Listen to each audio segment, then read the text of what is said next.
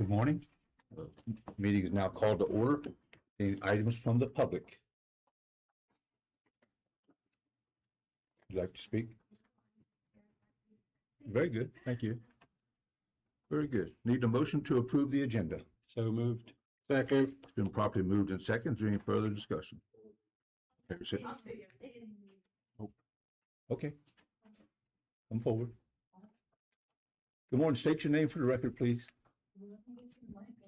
Oh, well. Angela Orsini. Okay.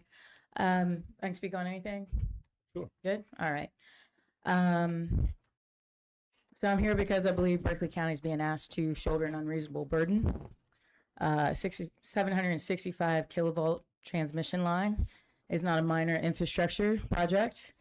It permanently changes the landscape of every property it crosses. It clears forests, fragments wildlife habitat, disrupts farms, and leaves landowners with permanent easements that can limit how they use property they work their entire lives to own. Rural West Virginia should not become the sacrifice zone for regional energy demand. We continue to hear that these projects are necessary for the greater good, but greater for whom? The people who live here bear the risk. Others receive the benefits. The environmental cost is significant. Hundreds of acres of mature forest may be cleared. Wildlife corridors are divided. Streams and sensitive habitats are disturbed during construction. Once these ecosystems are fragmented, they cannot simply be restored by planting a few trees. Then there are the landowners. Many families have owned their farms and homes for generations. They bought property believing they had the right to determine what happened on it. Yet if they refuse to sell an easement, they face the possibility of eminent domain. When government-backed utilities can force property owners to surrender their land for a project that primarily serves regional interests, we should all be concerned. This is not simply about compensation. You cannot compensate someone for losing privacy, for looking out their kitchen window at towers instead of trees, or for watching family farmland divided forever. Before Berkeley County accepts another massive utility corridor, we need to ask a simple question. What does our community actually gain? Do we receive lower electric bills? Do we receive meaningful tax revenue that offsets the environmental damage? Do we receive guarantees that our natural resources and property rights will be protected? Or are we simply expected to absorb the impacts because we're rural? Rural communities should not be treated as the easiest place to build projects that wealthier or more densely populated communities would never accept. I ask this commission to stand with the people who elected you, defend our landowners, defend our forests, defend our farms, demand that every alternative be exhausted before another permanent corridor cuts through Berkeley County. Progress should never come at the expense of the very people it's supposed to serve. West Virginia is called the Mountain State, not an extension cord for everyone else's growth. We've seen neighboring communities like Clark County, Virginia, organize and invest significant time, private resources, and taxpayer dollars to ensure that projects of this magnitude receive thorough scrutiny. Whether people agreed with the outcome or not, they understood that once a transmission corridor is established, the impacts are permanent. That level of public involvement should be expected here in Berkeley County as well, not rushed or minimized. If neighboring counties have been willing to spend years fighting for their landowners, their farms, and their rural character, why should Berkeley County settle for less? Our residents deserve the same vigorous defense of their property rights and natural resources. I have one question for this commission. If this transmission line were proposed through your own farm, your own neighborhood, or your family's property, would you accept it, or would you fight to protect it? We elected you to fight for ours. Berkeley County assumes the risk, permanent loss of forests, impacts of wildlife, diminished property rights, reduced rural character, and the threat of eminent domain. But where is the reward? If the primary beneficiaries are regional grid operators, data centers, or distant population centers, then this is not an equitable exchange. Our county should not bear permanent consequences for the benefits that largely accrue elsewhere. Thank you. Yeah. Thank you, Angela. No, you can. Yes, ma'am. I just really should.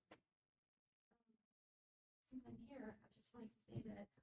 What's your name first, ma'am? Oh, I'm sorry for Yeah. that. Patricia Neely. I just wanted to say that I know you all are very concerned about the lines, and I really appreciate those concerns. But since I'm here, I thought I would say that I share the concerns as well. So I'm here to support our commission in your concerns. That makes sense. That's what I'm here for, to support all of you, because I know you're really concerned about it as well. So thank you for that. Very good. Thank you. Okay, need a motion to approve the agenda. So moved. It's been moved Second. and second. Any further discussion? All in favor, say aye. Aye. Aye. Those opposed? Ayes have it. Anything on the consent agenda? On the purchase order law? We have no internal budget revisions this week. We move down to change of status. Hiring recommendation received from Mike Lang, Chief Court Marshal for David Stevens as a court marshal with an annual salary of $40,978. That's effective 8/17/26. Letter of resignation received from Eli Quinzel, Facilities Director for Ashley Schimpf, custodian, effective 7/30/26. Letter of resignation received from Eli Quinzel, Facilities Director for Malaya Guest, custodian, effective 8/14/26. Letter of retirement received from Chad Weinbrenner, Deputy County Administrator for Randy Lilly, Director of Emergency Management. That's effective 10/30/26. Letter of resignation received from Henry Harper, IT Director for Chris Fincham, Addressing Technician, effective 8/14/26.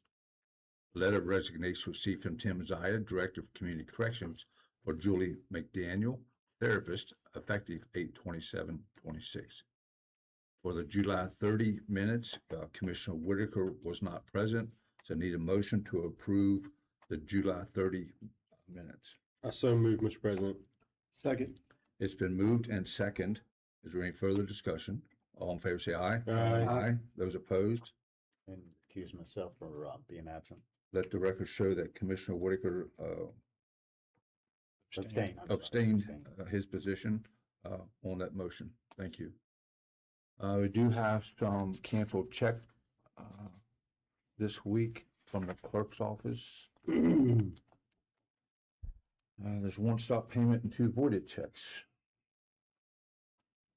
In your read ahead, you will see the Inwood Park revision number 9.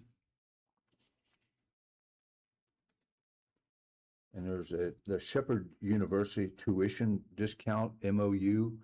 That's an opportunity for our employees to receive a tuition discount through Shepherd University. Mr. President, on the park resolution number 9, not a revision. Very good. Thank you. We think we're changing anything. Yeah, I'm sorry, requisition. Yes, sorry about that. That's okay. So there's an eShare annual report.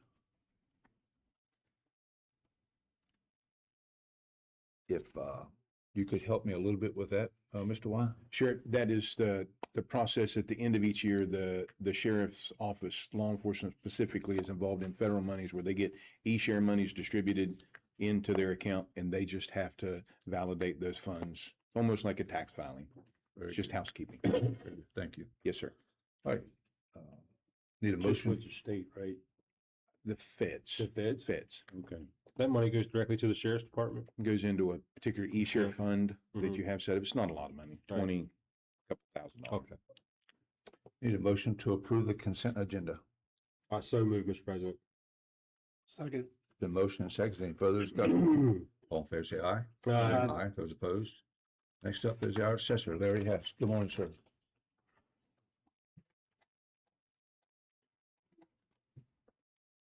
Good morning, everybody. Morning. Morning. Got a couple extra again this week, so we feel busy down there. So first thing I have for you this morning would be taxpayer error personal property. Got a total of 7 of them, and most of them, they forget to write off their vehicles, but those 7 taxpayer personal property exonerations come up to $655.98 for those. Okay. Need a motion to approve the 7 personal tax exonerations due to taxpayer error first offense in the amount of $655.98. So moved. Second. Been moved and second. Any further discussion? All in favor, say aye. Aye. Aye. Those opposed? Ayes have it. Good, thank you. I do have personal property office error. We have a total of 16 of them this week for the reasons that's listed there. Those total up to $3,359.13 for those 16. Okay, need a motion to approve the 16 personal tax exonerations due to office error as presented by the assessor. So moved. Second. Moved and seconded. Any further discussion? All in favor, say aye. Aye. Those opposed? Ayes have it. Thank you. I have for real estate, we have a total of 4. We had to correct this week, for a total of $18,478.34. And the big one is for, it's a church out at the industrial park. Should have been exempt last year, but didn't get exempt, so had to correct that one. Ready? But those 4 come up to $18,478.34. Okay. I make a motion to approve those. Second. It's been moved and seconded to Thank you for approve, that, Larry. Yeah. For working on that. Yeah, no problem. to approve the 4 real estate exonerations as presented. So moved. Second. All in favor, say aye. Aye. Those opposed? Ayes have it. You have 2 applications for consolidation, Well, I got a portion. divorce first. Okay, sure. Okay, so I got 2 that, they wanted us to, make separate bills because of the divorce. All right. First was for a Richard and Shannon, Callahan. They had, 2 vehicles, total assessed value of $24,990. And we split the bill up. He's gonna get the Hyundai for a total assessed value of $20,805, and she gets the Hyundai Sonata for a total assessed value of $4,185, and need your approval so we can split that one. You want me to give you the other one too? Oh, Same yes, thing? sir. Okay, the other one would be for a Mr. and Mrs. Roberts. 2 vehicles, total assessed value of $25,880. And we split the bill so they could make separate, pay their own separate bills. He got one vehicle, $12,890 assessed amount. She got the other one at $12,990 assessed amount. I just need your approval so we can get those split out for them. All right, need a motion to approve the application for appointment for us, for the assessment for the final divorce decree. So moved. Second. Motion second. Any further discussion? All in favor, say aye. Aye. Those opposed? Ayes have it. Thank you. The last thing I have would be an application for consolidation, for Julie Barber. She had 2 parcels in the Falling Waters District, and they're in map 3, parcel 102 and 101, and we put those together. So she could get get one tax bill, so I just need your approval of that. Yes, sir. Motion to approve the consolidation of property as presented. So moved. It's been moved in seconds. Any further discussion? All in favor, say aye. Aye. Those Aye. opposed? Let's have it. That's Very all I good. have. Thank you. Y'all have a good day. Thank you, Larry. Board and reports, Mr. Boyd. We didn't give reports last week, so this report is a week old, but it's, we had a CVB meeting and, wasn't a whole lot going on there. All rentals and hotel rooms are up. They're above budget so far on the year. The Airbnbs are up 16% from last year.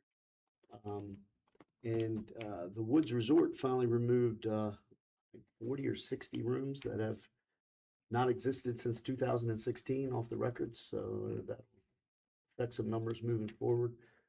I guess they just never, when they had their fire at the main place there by the pool, they never removed it. So it finally has been removed from the roll of rooms available in the county. And Mr. Sullivan attended his last meeting at his piece. We did our little thing last year, accepted it, or last week, and accepted his resignation. Chelsea Ruby has stepped down as the Department of Tourism Director effective the 31st. And there's an intern director put in place. Curtis Capehart was appointed by the governor as an intern director. And then there were people, the Folkway people who were escorted around Martinsburg, did video shots and photos.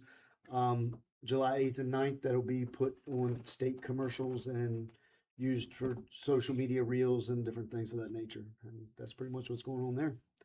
And then, of course, we all went to the YMCA announcement last week, and that was good networking and good thing for Berkeley County. And other than that, that's all I have to report. Thank you, Mr. Boyd. Mr. Hardy. Yeah, so also, as Commissioner Boyd said, we attended the YMCA, I guess, the grand kickoff, working towards getting that building and facility built and open, and that was great, and hopefully to continue to work on that and move that project continues to move forward.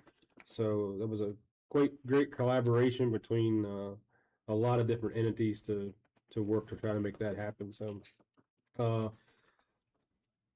Sunday, Monday, Tuesday, attended the State Auditors Conference in Ogilvy up in Wheeling area, and it was about as exciting as it sounds. But it's something we have to do. So a lot of accountants giving us a lot of information, and it's a little dry, but we got through it. Planning on spending some time at the fair in the next couple nights. I have not made it to the fair since I've been out of town, and I have worked on setting up that meeting that I had talked about in previous weeks with both county, city, and state officials for Bethany House to continue to work to try to find a more sustainable funding formula and maybe a different approach to the board and the operations there. So, but we will continue to work with all levels of local and state government to try to come up with a more secure fix for that organization. So, Yeah, thank you. Commissioner Whitaker. I did not have any meetings to attend, but I'd like to thank you all for your calls and texts and concerns while I was out. Appreciate it. Yeah, welcome back. Good to be back. Mr. Kelly. Yes, sir. Last ambulance authority meeting, we haven't discussed that yet, but I wanted to report that Station 49, the addition is completed there at a cost of $279,000. Very pleased. Everyone's very pleased with that. All of our ambulances have been upgraded to 5G Wi-Fi, and they're very appreciative to the county IT for saving them a bunch of money. I think they got it all done for like $24K or something, which is phenomenal. So they're thrilled about that. The ambulance authority last year, the fiscal year was finished June 30th, brought in an additional $1 million with not too many more transports at all. But the fact that the billing department is doing a better job of collections, they brought in an additional $1 million and they spent over $400K less than the previous year. So things are going extremely well. And Brandon will be in here in a week or so, and I'll get him to update it even further in more detail how well they're doing. So also attended the YMCA thing, and I wanted to thank Mark O'Hearn at the hospital, and I really want to praise the efforts of Justin Henry and Scott Roach, who serve on that board of directors.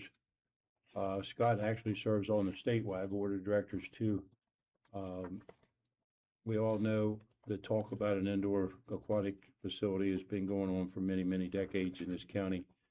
And as Tony Crudy would say, it was a good day to be at Berkeley County and wherever you may be. So last Friday, I got the pleasure of riding along with Gary and Eddie as we took 2 trailer loads of supplies to Lewis and Upshur County. Was very amazed at how much damage and how much negativism that happened because of that flooding. It was just unbelievable, places that had never been flooded before. But I was also very amazed at how well they were handling the situation. It's still ongoing today, weeks later. At the point we were there last Friday, they had cleaned up 20% of the debris, they said. So they had a long way to go, but they had 300 National Guardsmen there at first. Now they're down to about 150, but and a lot of other counties have reached out and helped them as well. So I can't imagine what they're going through, but it was good to help them out, and we felt good about our efforts to try to help them, and offered to help more if we could. So, devastating though for those areas. Also attended the, auditors conference for the 4th year, and as painful as it was, we had a good trip up and back and enjoyed it. Gary and Eddie and I met with Mary Cackley recently about some cold weather sheltering that's going on in Berkeley County last year. And they may need a little help for us in this upcoming year, so we'll discuss that further down the road. But they do it through the churches in the community, and they help out as many as 20 folks a night. And as you know, last year we had that 10-day stretch where the highest temperature was like 22 degrees in 10 days, and it was well needed. So hopefully we can support that in the future here this upcoming winter. So thank you, sir. Yeah, thank you, sir. As everybody's mentioned here, State Auditors Convention, that's always a lot of fun. So, but one thing that's really, that I'm very proud of today is Clint Hogman, who is in charge of our Solid Waste Authority. He's going through some health issues, but today he's being recognized by the state of West Virginia and the governor for the service award. And he's the first one that's been chosen from Berkeley County to receive that award. So congratulations to Clint on that, and thank him for his work. I did attend a youth fair last night, and I just want to congratulate all the children involved in those different programs, and thank everybody that's involved and the families involved, all the agencies. That's one of 3 actual youth fairs that remains in this country. So it's really something to be proud of.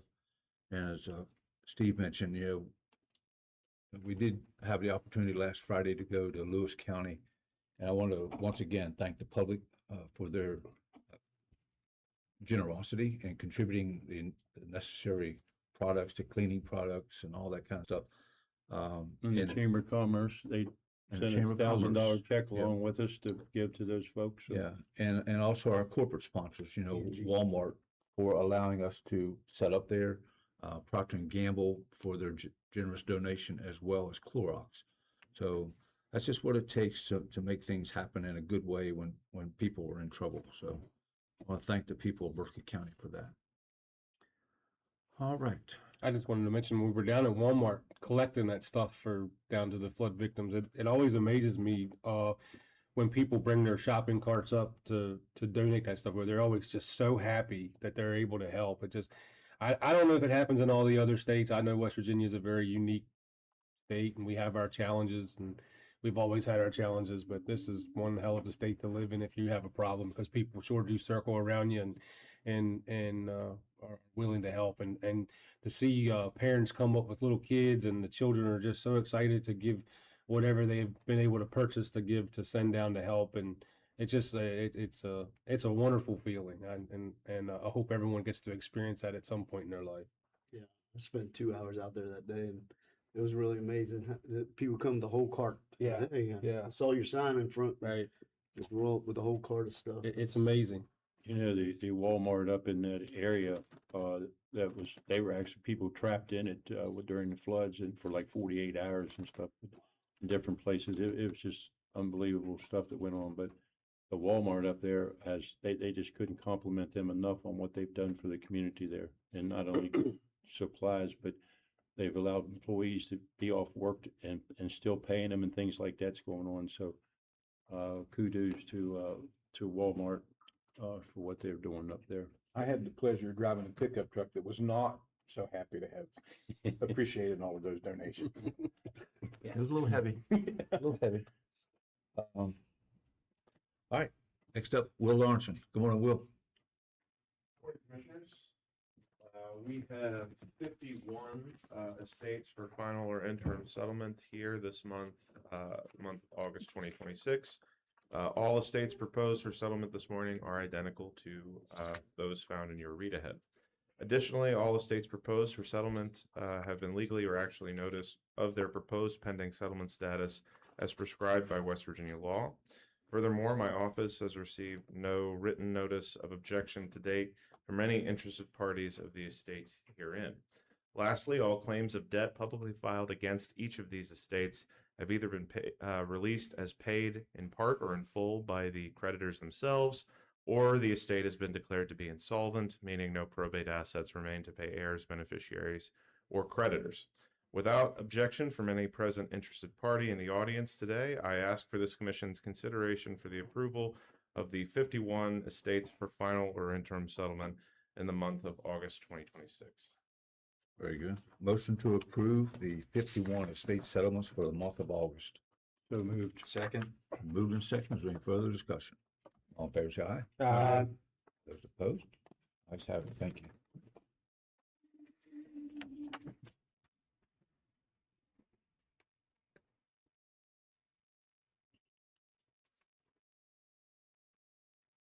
Thank you, Will. I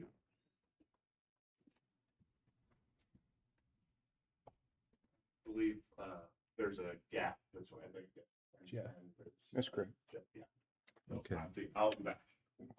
Okay. See you, Arnold. Threat or promise?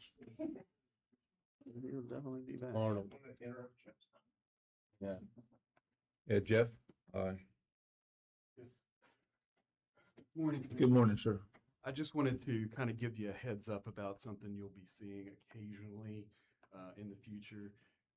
Whenever there's a project approved through the Planning Commission, there's a requirement for surety to be put up by the developer. They can do that in different ways. Usually it's a bond or a letter of credit, but very occasionally they'll put up the cash. And what we have is an agreement between the county commission and the developer or whoever puts up the money, that we'll put that in a trust account and hold on to it until such time as the project is completed, or if necessary, that's where we can resort to using that money to complete the necessary improvements.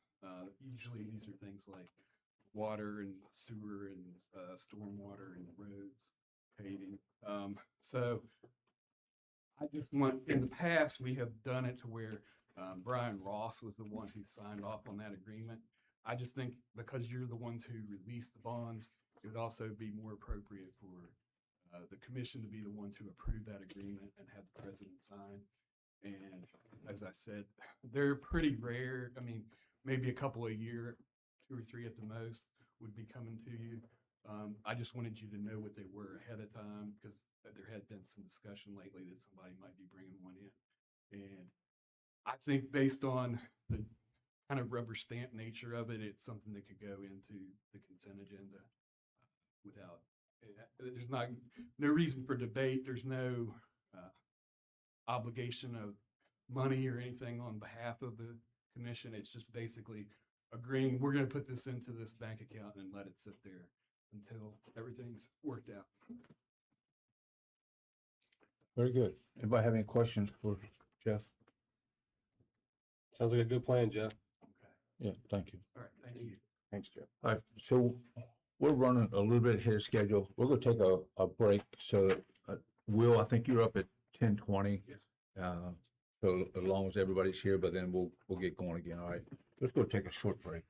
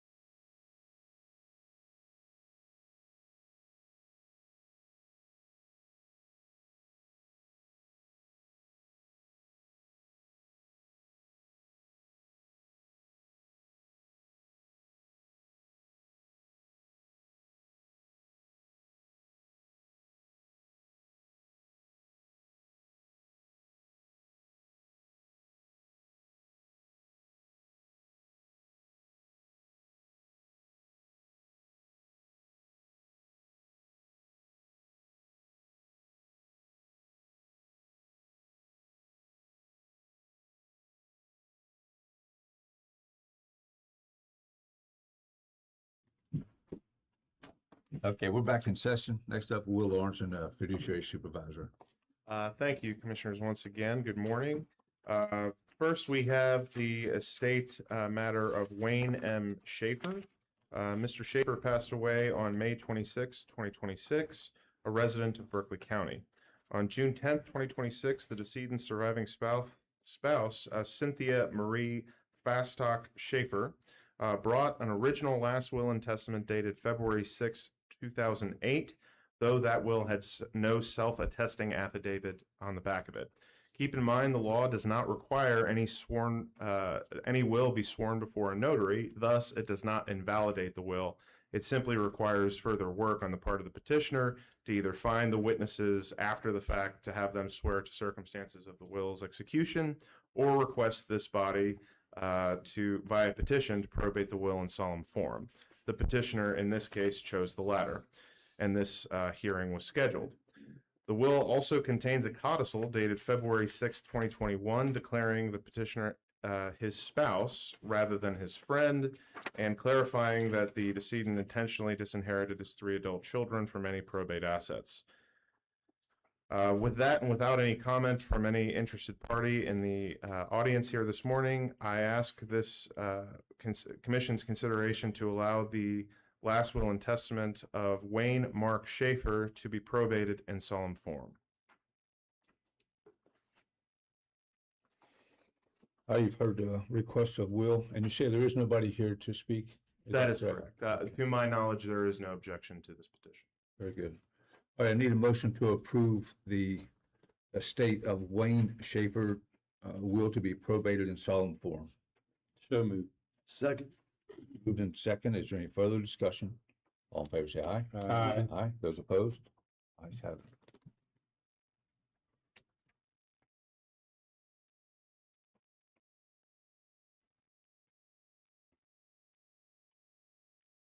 Thank you, Will.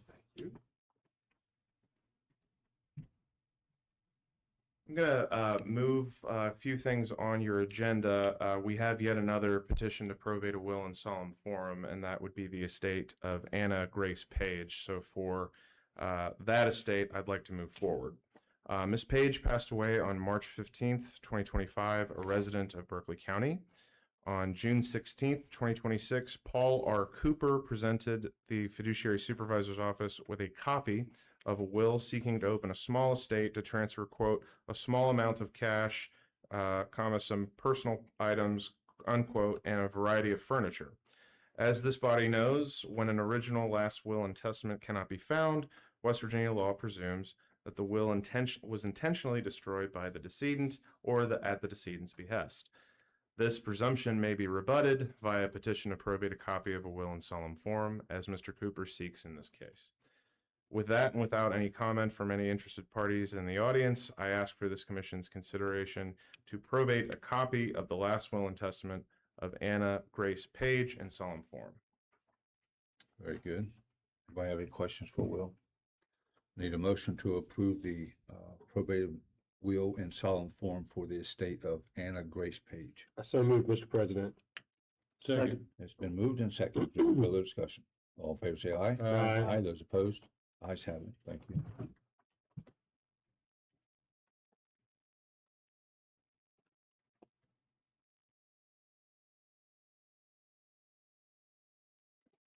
Thank you, Will. I believe we have both petitioner for the Ellis matter and a respondent. Commission, I think we're ready to proceed a little early for the estate of Jack Arnold Ellis. I'll proceed. Mr. Ellis passed away on January 18th, 2026.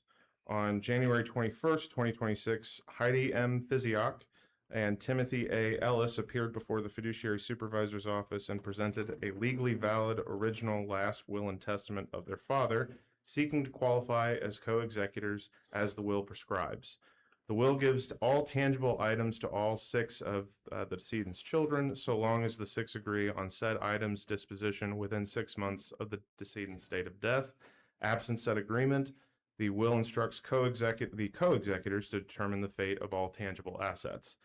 Further, the will instructs all the rest and residue estate assets be split amongst the 6 children. Since the pair's qualification, it has been alleged by both personal representatives and all beneficiaries that the estate has been wrought with conflict between the co-executors, between the beneficiaries, and the co-executors, and amongst the beneficiaries themselves. The estate's appraisement was due at the statutory 90 days from the date of qualification, making the deadline for said appraisement April 21st, 2026.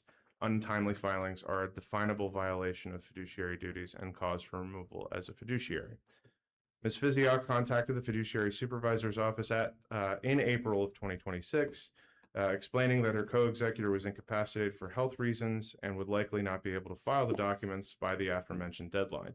Ms. Physiok also mentioned that at that time that her co-executor asked her to ask our staff for a 6-month extension for any and all probate filings.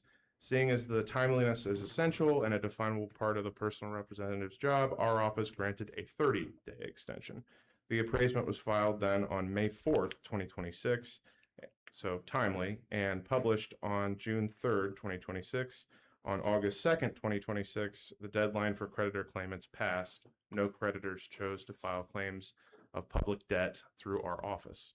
On June 12th, 2026, Heidi Physiok filed a petition with the fiduciary supervisor's office to remove her brother as co-executor of their father's estate for cause, citing untimeliness in completion of fiduciary duties in some cases and failure to do what was required in others.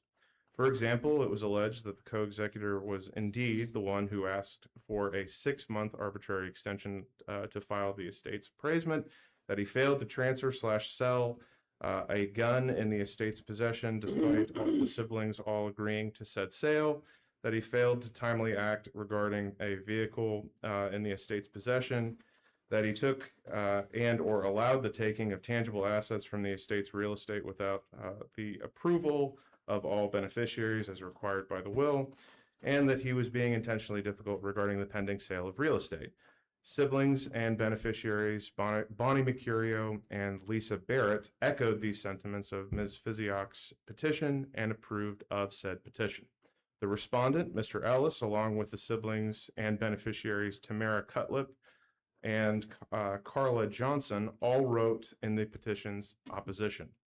Mr. Ellis sought to explain his delinquent actions, notably that this was the first correspondence written or spoken between Mr. Ellis and this office pursuant to the petition.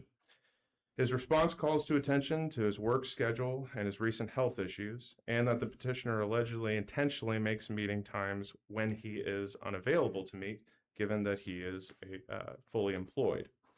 That she could have acted to get car parts needed for the alleged misrepresentation for the car, but also failed to do so. Conversely, Mr. Ellis seems to convey a general misgiving towards his fellow co-executor for taking over estate affairs when they should have been done jointly. Regarding the real estate, Mr. Ellis claims not to have drug his feet related to the sale process, but wanted his sister, Tamara Cutlip, who previously lived in the estate's real estate property, to have time to find a place to live. All responses to the petition are available in your reading materials. I ask now if the petitioner, Heidi Physiok, wishes to speak on her interest. Would you like to speak? Yes, ma'am. ma'am. You're going to go ahead and swear in front of Ms. Emmett over here. Please raise your right hand. Do you swear the testimony you're about to give is the truth, the whole truth, and nothing but the truth, so help you? Good morning, ma'am. Yes, ma'am. Yeah, my name is Heidi Physiok. I am one of the co-executors, to take care of Dad's estate. We've been going through different things here and there. We've all started with, once Dad passed away, everything was doing good. We were as a family, a loving family, just like we always was, when Dad was living and everything. I've always took care of Dad from years and years ago when Dad was going through the condition that he was going through, his cancer and everything like that, and his heart condition, he was slowly going down and stuff. So I was the one taking him to the doctors and things like that, taking care of him. And we all were trying to get together And once Dad passed away, we wanted to get together and handle some things at the house. I guess everything was going okay dealing with doing the funeral situation. When it got to the point that we were getting together and we decided to have in March a get together, a weekend get together, so that all of us would be able to, all of our siblings get together and do things at the house. One of my sisters, she lives in Ohio, so she was the one who was able to come that weekend too. I guess once that happened, it all started that bang, everything went totally argumental and stuff. And there was yelling. And my brother, he's the other co-executor, and he was yelling, not agreeing to this and that. And he was just saying that basically I am the executor and things like that, like thinking that I don't have any say on anything. But we're just trying to, and I've always been the one, and Dad always knew that. Mom and Dad always knew that. We're always a family. There's 6 of us kids. We should all be together to do everything. We should all be together to be equally one to another. We were always raised that way. And I don't know why we can't be that way. And it got to the point, there's argumental, there's favoritism. I think what we should do, one person should be treated as the same. We should all do everything together and have everything equally. It got to the point after that weekend, or really it wasn't even after the weekend, because it was the Friday when my brother came. We started on Thursday evening. We did the attic because my brother could not come. So when we were there Friday morning, he came in, he said, I want to have a talk with everybody. So we all went to the kitchen, we all had a talk. And that's when, he was kind of mad at what was going on and things like that, because there was an issue. We had a meeting before that Thursday, and we talked about what was going on and things like that. And everybody, we were just talking about, if we do this time, we might be able to go through the process and maybe have the house up for sale later on, maybe May or something. But that's only if we do the house and stuff first. The assets and the house and stuff has to be done first and documented. So we went through that process. And then when my brother came in, he kind of was not very happy. And he kind of yelled at us and things like that. I know one of my sisters went upstairs. She did not want to have to hear that kind of stuff. I was upset. And at that time and stuff, it was time for lunch. Thank goodness my daughter called me. And she says, Mom, you need to go out for lunch. So she took me out for lunch. So we went out to lunch, relaxed and everything. And in that meantime, after thinking long and hard and everything, I got in contact with Patrick Henry, which is a mediator. He's a returning mediator, thinking that maybe that's what we need to do. We need to talk about this stuff as a family. So that's what I did. I talked to him. I was only going to do it myself, talk to me, because of thinking, what do I need to help get along with things like that? And what is the process? So he told me, he said, basically it's best if you invite all the family. And I said, okay, I can do that. And he said, just get their emails address and send them an email and say, we have a meeting. And he was able to do it that Friday, that next weekend. So we all did, participate too at that. And I think my sister that was in Ohio, she participated on the phone, on the intercom or whatever. So we went through that process, and he informed us about different things, and to give us a little bit here and there, what the process is going through, an estate and things like that. So we wanted to make sure we were doing things right.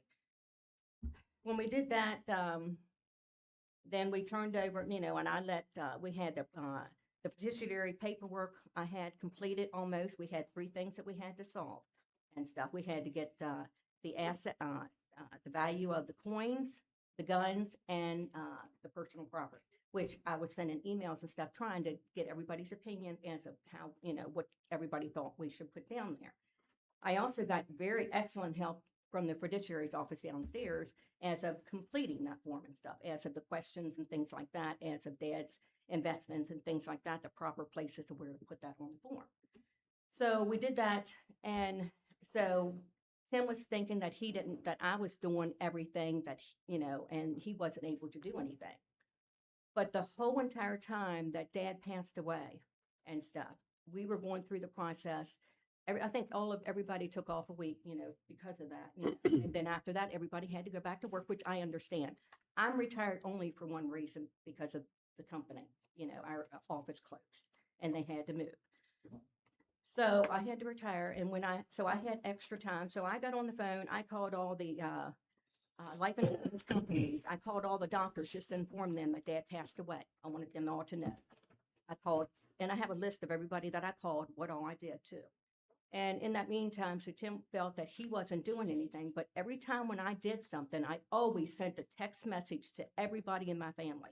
I never did anything for myself, by myself. I've always informed them every little thing I've done, for Dad's estate. After that, so then since Tim mentioned that he felt like, he was not doing anything when we were at the mediator, he says, okay, Tim, but then Tim also mentioned he could not take off work that much neither. He had work and stuff. So the mediator said, well, okay, then let Heidi continue doing what she's doing, because she's filling everybody in on what's going on. I'm asking questions. I'm asking everybody's advice. What do y'all think to do? How do y'all want to do this and stuff? So in the meantime, then we went ahead and decided Tim was going to take over to take care of the gun situation, to sell all the guns and stuff, to get the estimate and to take care of Dad's guns. He was going to do the coins too, and he was going to do the vehicle. That was fine. I didn't mind that and stuff. And I told him, I said, since I am a co-executor, I found out down from the fiduciary's office that basically, since there's two executors, we both should be present at all times when we go through the process and sell something, because we should be signing documents, we should be present. So, I let it go for that. And then through the situation, we've had meetings after that, and stuff, and it would just be yelling. And I wouldn't stay very long. So it would be the point. There was one of the meetings and stuff, I got up and I just left. Well, so did my other sister. And I was quoted, Tim told me that I can't leave until I pay him. There was a check that I was going to reimburse him for, I think, for a battery or something. And I told him, with him yelling at me, I said, no, you're not telling me I can't leave. I will leave, because I'm not putting up with this mouth that you're yelling at me. So I left. I went home, calmed down. I wrote it. I got the checkbook, because I'm basically the one who's taking care of all of Dad's finances. And I've got the check. I wrote him out a check for the amount of money that I was supposed to, because I have a receipt from him. I went over to Dad's house, which I still call Dad's. I went over there to the house and put an envelope in it, put Tim's name on it, and put down the check, put the check in it with a copy of the receipt. And I emailed Tim, and I told Tim, you will reimburse for that. You can just pick up your money when you get a chance. So I try to do everything to the best as I can do. I treat everybody fairly. We all should be treated fairly. Nobody is better than the other. That's how I was always raised. I'm not favored for nobody, but we all should be counted equally. And think about, I read different things as what a co-executor should be and stuff. And, one person should not get everything and nobody gets, and the rest of us only get one or two things. And that's how things are going, So it is what it is. And the gun situation, I never thought I'd have to go through that, but we went, and finally my brother made appointments to take care of the gun. I let him do everything, because he knows about that stuff. I don't know anything about a vehicle. I don't know anything about guns and things like that. I don't mind him doing that. We went through there. So the first thing we did, the coins. He told me where the coins that the company was to go there. I said, okay, that's fine. So what I did was I said, okay, give me the name. He gave me the name of the company. It was in Waynesboro, Pennsylvania. I went home, I called the company, I called and talked to the guy, I made the appointment, I made the date, and I verified it with Tim too, to make sure that was okay with him to do it. And it was. So I told him, I said, okay, Tim, I said, it's in Waynesboro, I can come pick you up and stuff, and we can go there, which that's what we did. So we got the coins situated and everything, turned those in, we got the money for the coins, and also we had extra coins and stuff that the coin dealer was not interested in. So that was fine. So when I do that, I just always like to let everybody know, and I send emails to everybody. And I ended up depositing all the money into the checking account. After that, we had the gun issue. Tim made an appointment on a Saturday, I think it was the 18th, I don't have, and said that we could meet there between 10 and 10:30 at Valley Guns. I said, okay, so I looked up the address and stuff, so I said, okay, I can meet you there. So me personally, I thought it was only going to be Tim because that's all handled the coins and stuff. So, but behold, I got there and stuff, and then my nephew, Dustin Cutler, drove his vehicle, and Tim was there. So he was with Tim. So I got out in the car, didn't really know all what was going on. So we went into there and we talked, and I let Tim, talk to the gun, people and stuff like that, and explain about Dad's guns and stuff. And we had, I think, a total of 4. And it was like 3 pistols, and then there's 2, and then 2 rifles. So what we did was they bought 3. One of them, Tim brought up saying that Dustin Cutler, the nephew, is interested in buying the gun. Before this ever happened, we had a meeting on April the 26th. Nothing was brought up. Dustin's name was not brought up stating that he was interested in buying the gun. We, all of us all of us kids and stuff, thought that what we were going to do is sell all the guns to the gun people, just like we did the coins. All the coins went to the coin dealer, all the guns went to the gun dealer. So since that came up, they went through and they explained, they said, yeah, and the guy did mention that instead of possibly, it would be better off, if he wanted to get the gun, that it would be okay with the gun dealer and stuff, not buying the gun. But I told them, I said, wait a minute. I said, we cannot do that. I said, we cannot sell the gun to Duddy because we all agreed in our family meeting, that all the guns were going to be sold to Valley Guns. And we also have all these other grandsons. And I said, it's not fair asking one and not the other grandsons that can hunt too. So I said, that's not fair. I said, we have to go home. We need to talk about it. I need to let everybody else know what's going on. And we've got to we need to, I guess, agree if it's okay to sell Duddy the gun and only sell 3 guns to the gun company. So we went ahead and sold the 3 guns to the gun company because they said they would buy them. We sold those. But then, let alone, since I mentioned that, and also Tim told me when he was standing right beside me, he says, I am the executor. We can do what we want to do. I said, well, no, I don't think so. I said, there are 6 of us. So once we agree to do something, we should follow through and do it as we agree to do it. Any changes, then no, it needs to go back to the table. That's how it always is. So that's what started it all. And I guess we left. I talked with Dustin Cutler when we went outside in the parking lot, and I explained to him the situation. I said, Duddy, I'm so sorry. I was not expecting all this stuff to happen. I was not informed that he was going to be there and that he wanted to buy the gun. I did not know that. So I said, I'm out in the dark. So I said, in order for this to do, I've got to take this to the board. I got to take this back to the family so that we all can agree on it. And if we don't agree, then, we just go from there. But if we all would have just done what we were supposed to do and sell it every gun to the gun company, we would not have had this problem.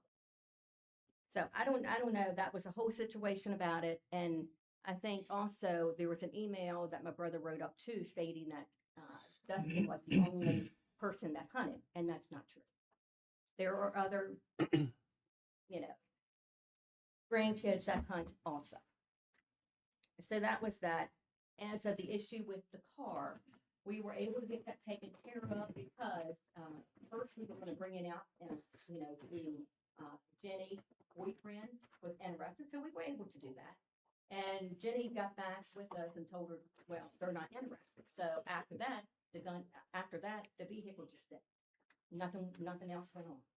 So I was looking at the books and stuff, and I said, well, we need to to get this vehicle sold, I wanted to get it sold before June the 30th, or I would, you know, because when I filled out the paperwork for what you own, the vehicles you own from July on, I wouldn't have had to put that, you know, fill it out and stuff.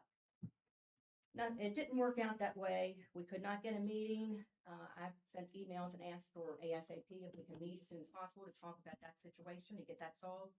That didn't work out. So in the meantime, then we received an email shortly after that, from my other sister, Bonnie. She said she was interested in the vehicle because she, you know, she needs a vehicle. So I said, okay, it's okay with me. So we had to go through getting approval from everybody. So we finally did have a meeting July the 18th, and we discussed that. And Bonnie wrote us out a check for $3,000, and we agreed to do that. There's a paperwork that Tim, you know, filled out. Tim did excellent as making some papers and stuff, saying something about the gun. Do we all agree with the gun? And had our names listed on it. And as all we did was sign it, we agreed to that. That was fine. And then we did finally meet at the bank to get it notarized, the bill of sale notarized and stuff. And then I went to the house, got the rest of the keys to the vehicle, gave it to Bonnie. So she needs to go into DMV and we have that taken care of. But as of right now, that's what I'm dealing with. And there's no communication basically with us both, because we were at Dad's on the 18th. And I suggested first that we have a meeting first one day, and then we have a day to go through the house. We should not have them mixed together, because meetings don't usually go that good. But we had it together because everybody wanted to just do things. You know, Tim just wanted to do everything at one time, and he said he thinks to going through the house, it's only going to take a couple hours. We were there at the house 8 o'clock. We stayed till 2 o'clock, but Tim left shortly, sometime in the morning, but he was downstairs, and he only told my two sisters, Carla and Tam, that he left. He didn't tell, you know, the rest of us that he left. So I said, as far as I'm concerned right now, since Tim left, nothing should be taken out of the house. It needs to be stayed here at the house, because Tim also has a say on what goes on too. So I just asked nobody to take anything out of the house until we get things settled. So that's how I feel. I just feel like it's just going through, it's dragging on. Things could have been done better if everything worked out back in March, but it didn't. I was hoping, and a lot of everybody in the family was hoping we'd get this done before, in the fact. But then also there was, you know, my sister was living at Dad's house, because she was living at Dad's house, which I have nothing against anybody. And then finally, when she moved out of the house, then we had, you know, right as soon as she moved out of the house and stuff, then they thought, wow, we can go ahead and sell the house, you know, put it on the market. And that's what was discussed on the July the 18th. I mentioned, and then when we signed the paper saying that we can sell the house, or we can, we can sell the house. I also agreed, yeah, we can sell the house, but I also put a note. We cannot sell this house. We cannot have the realtor come in and see this house until we get this house cleaned, because all of Dad's belongings are still there. You go in the house and there's stuff in every room, you know, and it is. And when you want to sell the house, you want it to look nice. So I'd like to have the assets done first, get that taken care of, then we do the house. So that's how I feel, and I feel like it's been dragging on with two executors, and I've even told even the attorneys, you know, the mediator, it's very hard to get things settled. And then with Tim working and stuff, and I understand he does have a job. I have a job too, but I feel like it's just lingering on, and you know, other communications with everybody else, you know, as it being fair. That's all I have to say. Thank you. Thank you very much. Mr. Ellis, in response?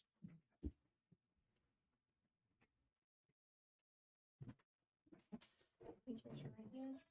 You swear the testimony you're about to give is the truth, the whole truth, and nothing but the truth.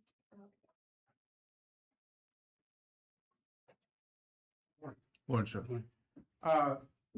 This kind of started out, she talked about our first blow up, so to speak, in May. The way it started out was I got an email and a phone call from a sister saying that she was told she needed to get out of the house ASAP and that we are going to sell the house in May. And I said, wait a minute, we haven't even discussed selling the house yet.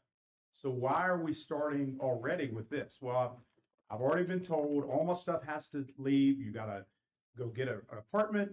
You got to get your stuff out, put all your stuff in a rental place. And I said, we really need to talk about this. So that was really the blow up. And that was first thing I said. And I did say, hey, we need to have a talk. We need to decide what's going on. And I said, first thing is, who decided to sell the house? So we haven't even talked about it yet. And Heidi said, I did. And I said, that's wrong. I said, first of all, we agreed to wait a little bit, gives Tam some time to find somewhere. I said, I'm not saying 100 years, I'm just saying just a little bit of time. And I said, we can't just make decisions unless all of us come together. And so that's how the whole thing started. And there was a lot of yelling, going back and forth. And Heidi said, that's it. Okay, come with me. We are going to get a lawyer right now. And I said, no. I said, we agreed to take this weekend and do the weekend because I said, I bought a dumpster. And I said, we were going through Dad's house and getting rid of the things that were broken. He had a lot of stuff in the basement. He had some water damage. I want to get rid of that kind of stuff. And I said, so let's get this stuff done. A weekend's assigned for that. Let's do that. No, I'm not. I'm out of here. That's why Heidi left. Heidi left, and I think it was maybe half hour, 45 minutes later, Lisa and Bonnie left saying that they had to go sign some papers.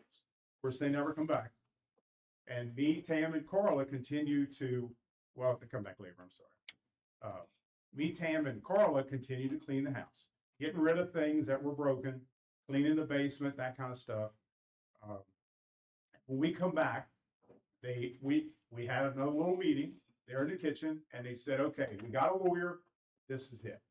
We're going to have a lawyer. We're going to kick Tam out. We're going to make our stuff's got to go away. And I'm like, look, why don't we work this out?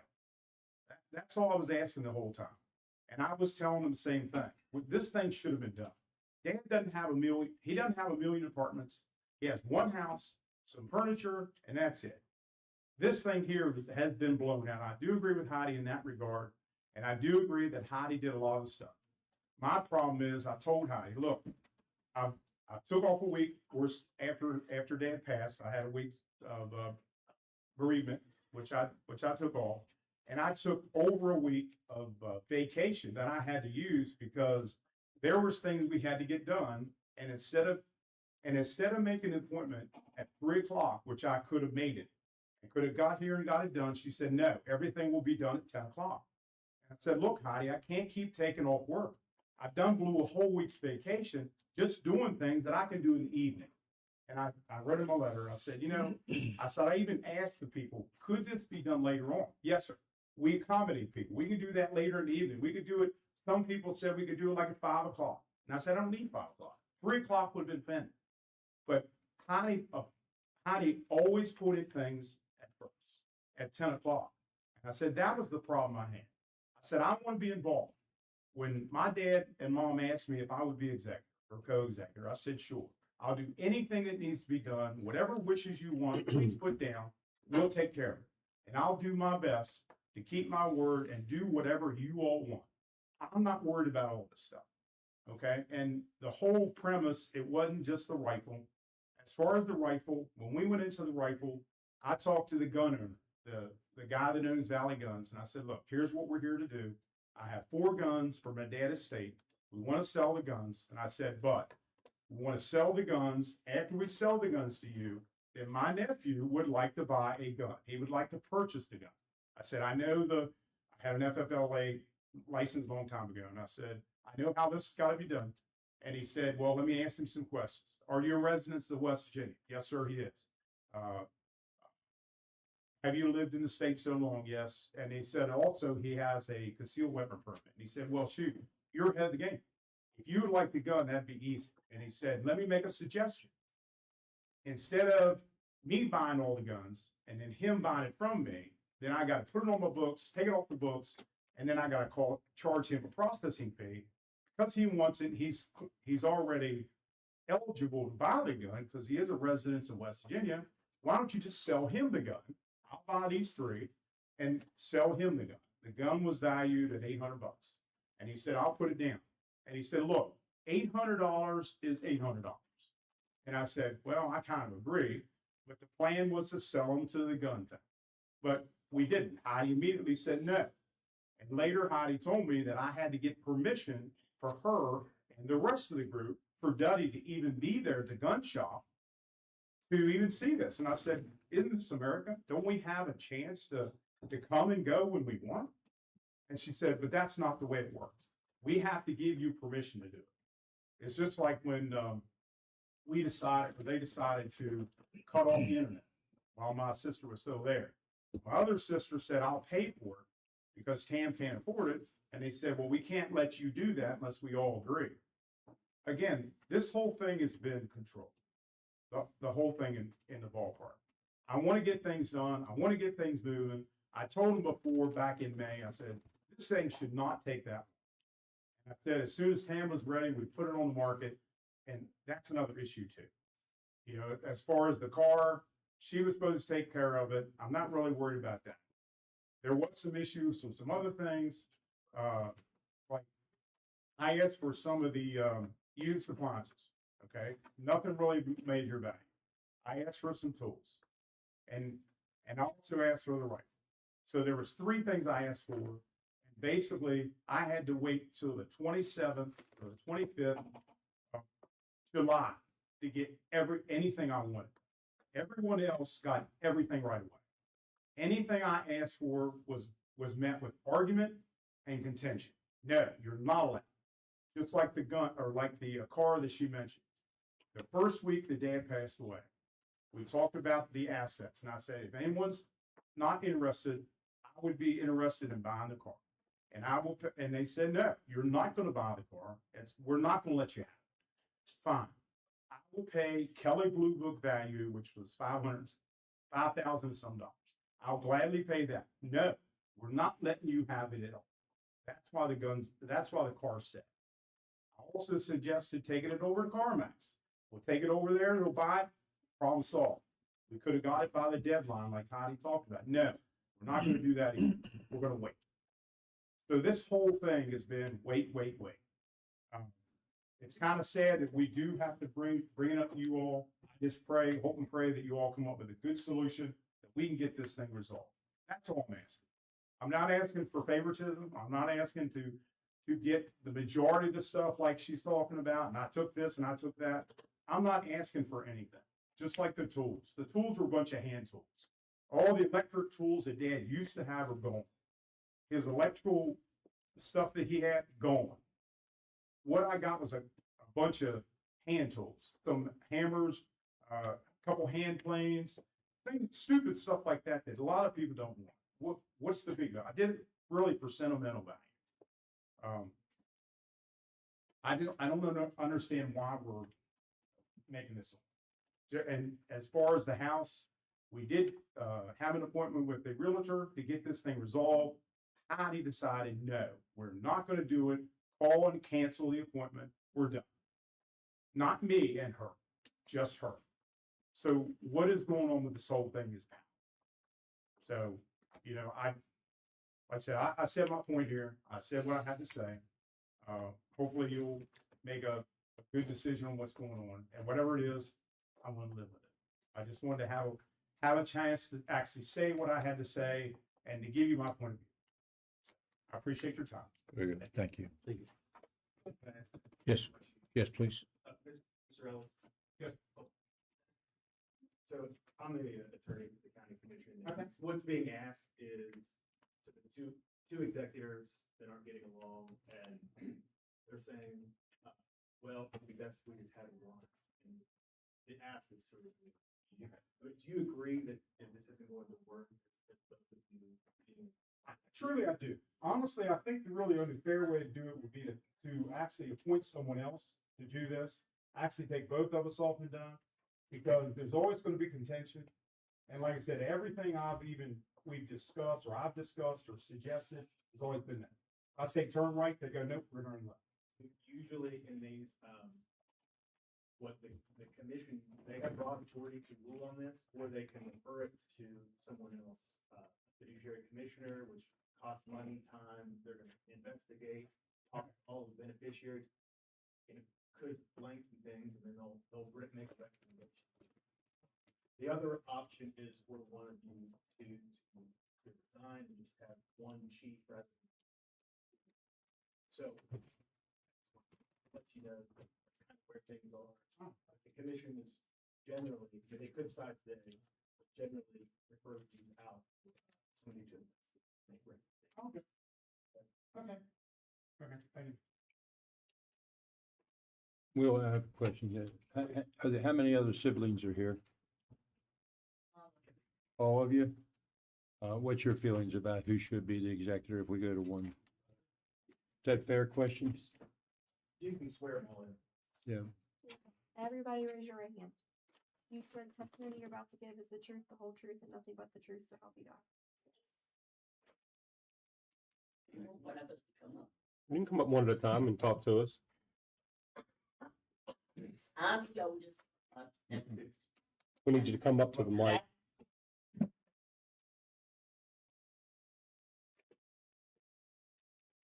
I'm the oldest. I'm Carla Johnson. I'm the oldest of the siblings.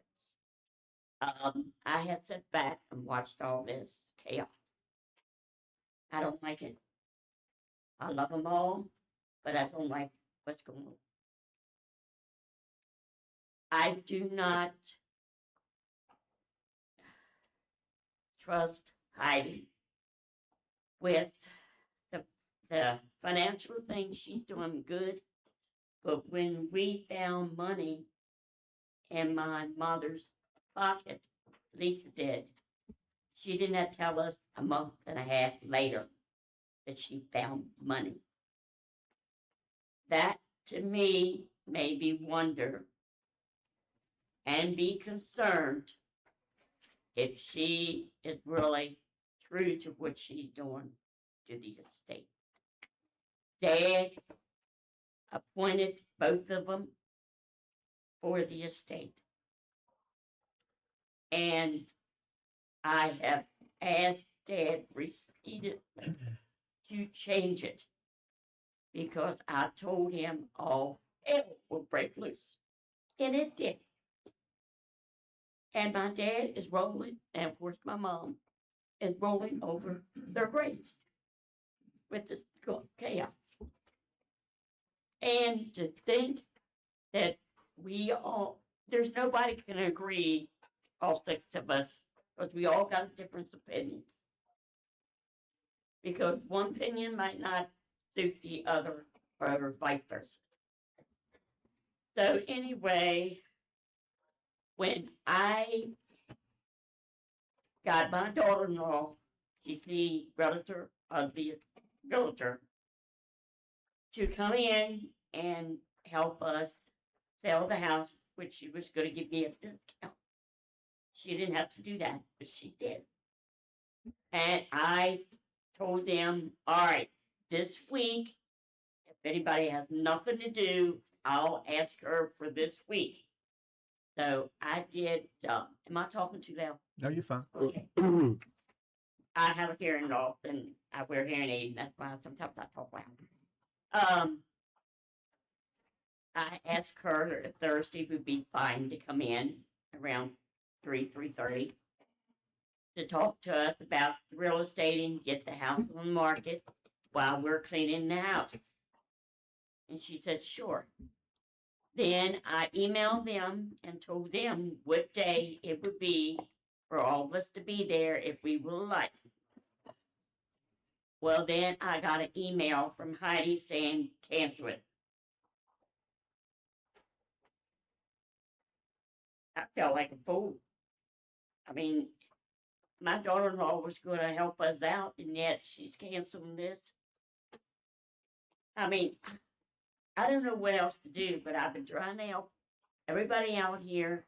I've been putting myself back and not saying one word because I'm seeing everything. And it's wrong.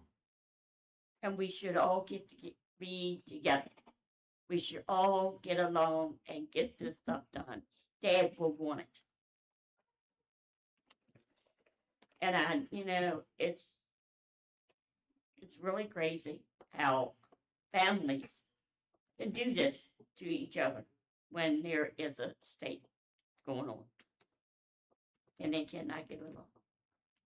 And I didn't think a family would do that, but I see that. And another thing of fact, when my sister Heidi was taking care of Dad, she had his financial statements. Well, she took Dad's checking account, his debit card, and even his little pocket change from him.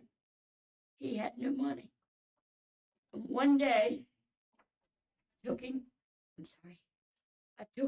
to out to a restaurant, and he says, "Carla, this soup is so good. Could I have another one?" Of course, I was paying for it because Dad had no money with him. And I said, "Sure, Dad. I used my credit card because I want my dad to eat. If he's hungry, I'm going to feed him. If he wants something, I was there every day after work because I caregive. And I know what family does to the other family in caregiving. And it's wrong. I have one right now that I have to give up because I cannot handle him because he's different. And that's to me, I love that man dearly, but I just can't do it no more. But it's just, I don't know why we have to be like this. Because we were raised up in a good Christian home. And we were a family the whole time. And I appreciate you all hearing me out. Thank you. Yes, ma'am. Thank you.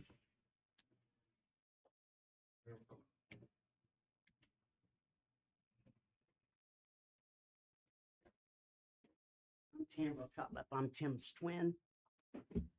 For starters, I don't think it's all fair.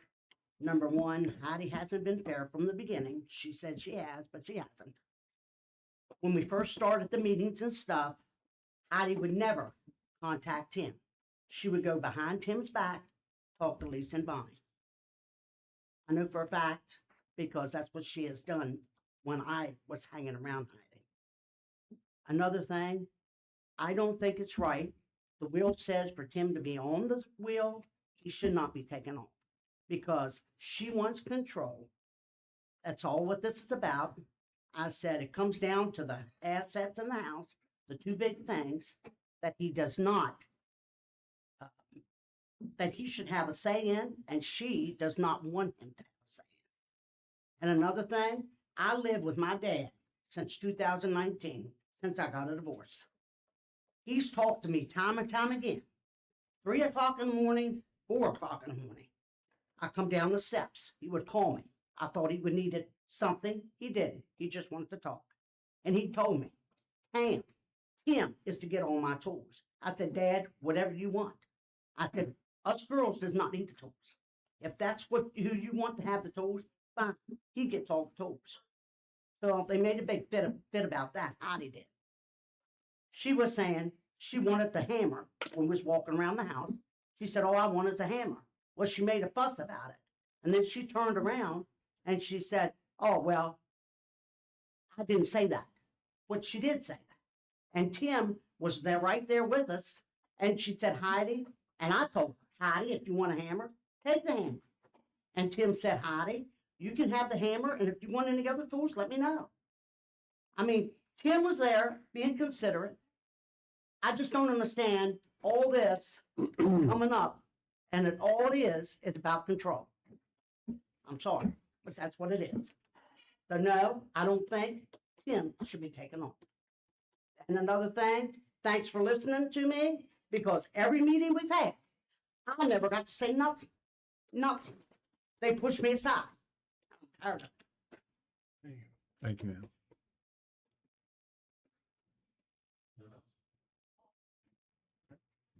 I'll say something. Don't ask me what I'm going to say. I'll say something. Bonnie Mercurio. I'm the second in line. a lot of what you heard is he said, she said.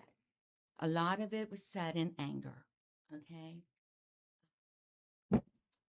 I'm not one to, I don't like anger, okay? When all of them, when they were meeting and angry and they were yelling and cussing, I couldn't stay. I'm not that kind of person, okay? My dad told me, he said, Bonnie, you need to be the peacemaker. I said, Dad, that's very hard to do when you've got 5 others against 1. And it's hard, okay? And what you've heard, there's some truth to some things, and then there's some not truth to some things.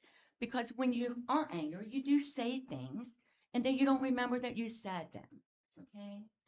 And I'm not here to say he should be it, she should be it. It doesn't matter to me, okay? I want it done. I don't care how it is done. It shouldn't come down to this. The emails that we do send to each other, they're not always answered, okay? To me, that wasn't a good way to do it. Because you know, when you write something, tone is one thing, the way you say things is another. It just doesn't work. You need to voice it, okay? I received a text message, okay, the day before I sent this letter to Mr. Lawrence about what I was going to say today. I received it from my sister-in-law. She was so concerned, and she was blaming 5 of us for the way her husband was being treated. She said he is under severe stress because of his illness. He had half of a kidney removed. He had a knee surgery. He's got to have a hip replacement. He's got an aneurysm. He's got to have it repaired. And she's worried about him. And I said to myself, oh my gosh, what are we going to do? I don't want him to kill over, but I don't want him removed either, okay? I want my sister removed from her duties. She's very superb in her organizational skills. She is. She does not steal. She took the checkbook from my dad, like my sister said, and she did take his money, but she didn't take it because she was going to use it herself. My dad was so kind that he would give money to whoever needed it. And she said, Dad, if you keep giving your money away, we can't pay your bills. So she said, I had to do that. And my dad was blind. He couldn't write a check. He couldn't see. But she did well. She took care of him. She used her vacation time. Did the rest of us do that? No. I was a teacher. I couldn't take the time off. My brother couldn't take off. We couldn't do it. But Heidi did. And she didn't have to. So, you know, I just don't understand why this is going on. I really don't. I'm so distraught over this. My heart aches. It's broken. And I know that we can fix this. But we can't keep pushing blame on each other. I don't care about the gun. I don't care about the coins. I don't care about these assets. I just don't. Is that wrong? I don't know. But that's just how I feel. Am I the peacemaker? I'm trying to be. Okay? Because it shouldn't be this way. Okay? So, that being said, thank you. Thank you, ma'am. Just a few words.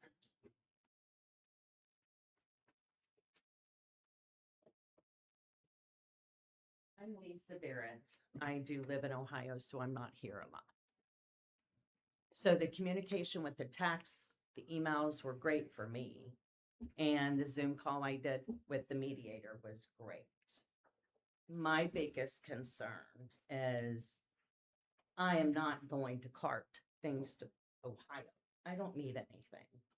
There were a few things that I did take, which was United States flag for my deceased brother. and just a few little teeny things, and then a table. That was it. That's fine. I'm okay with everything. I want this to move. I want it done. I want it over. I want my life back.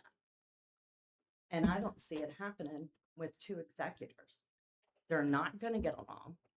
There are things that when we sat at the fiduciary's office, she said we had to document everything. And I mean everything. Well, I've got Heidi wanting to document, Tim not documenting. So there are things being missing from the house. Where'd they go? Heidi she asked everybody, what did you take? Who responded? Me and Bonnie. I mean, if you want something, just say you want it. I don't care what you want. But I do have an issue with the rifle because my brother did not want that rifle until we found out it was $800. But he wouldn't agree for us to have a garage sale to make money for future flowers for our parents' grave. That's what the garage sale was about. It wasn't to split money up. Dad always gave my sister money for flowers for my mom's grave, my brother's grave, his parents, the whole 9 yards. What was so wrong about having a garage sale to make a couple $100 to help us in the next few years to get flowers? I don't know. But I do have a problem with the gun because he's going to turn around and sell it. He's going to get the 800, and that's not fair. And it wasn't agreed upon that way. And he has gone above and beyond, not listened to what everybody agreed with. And yes, I think it would move a lot quicker if he were removed. And there was one. Thank you.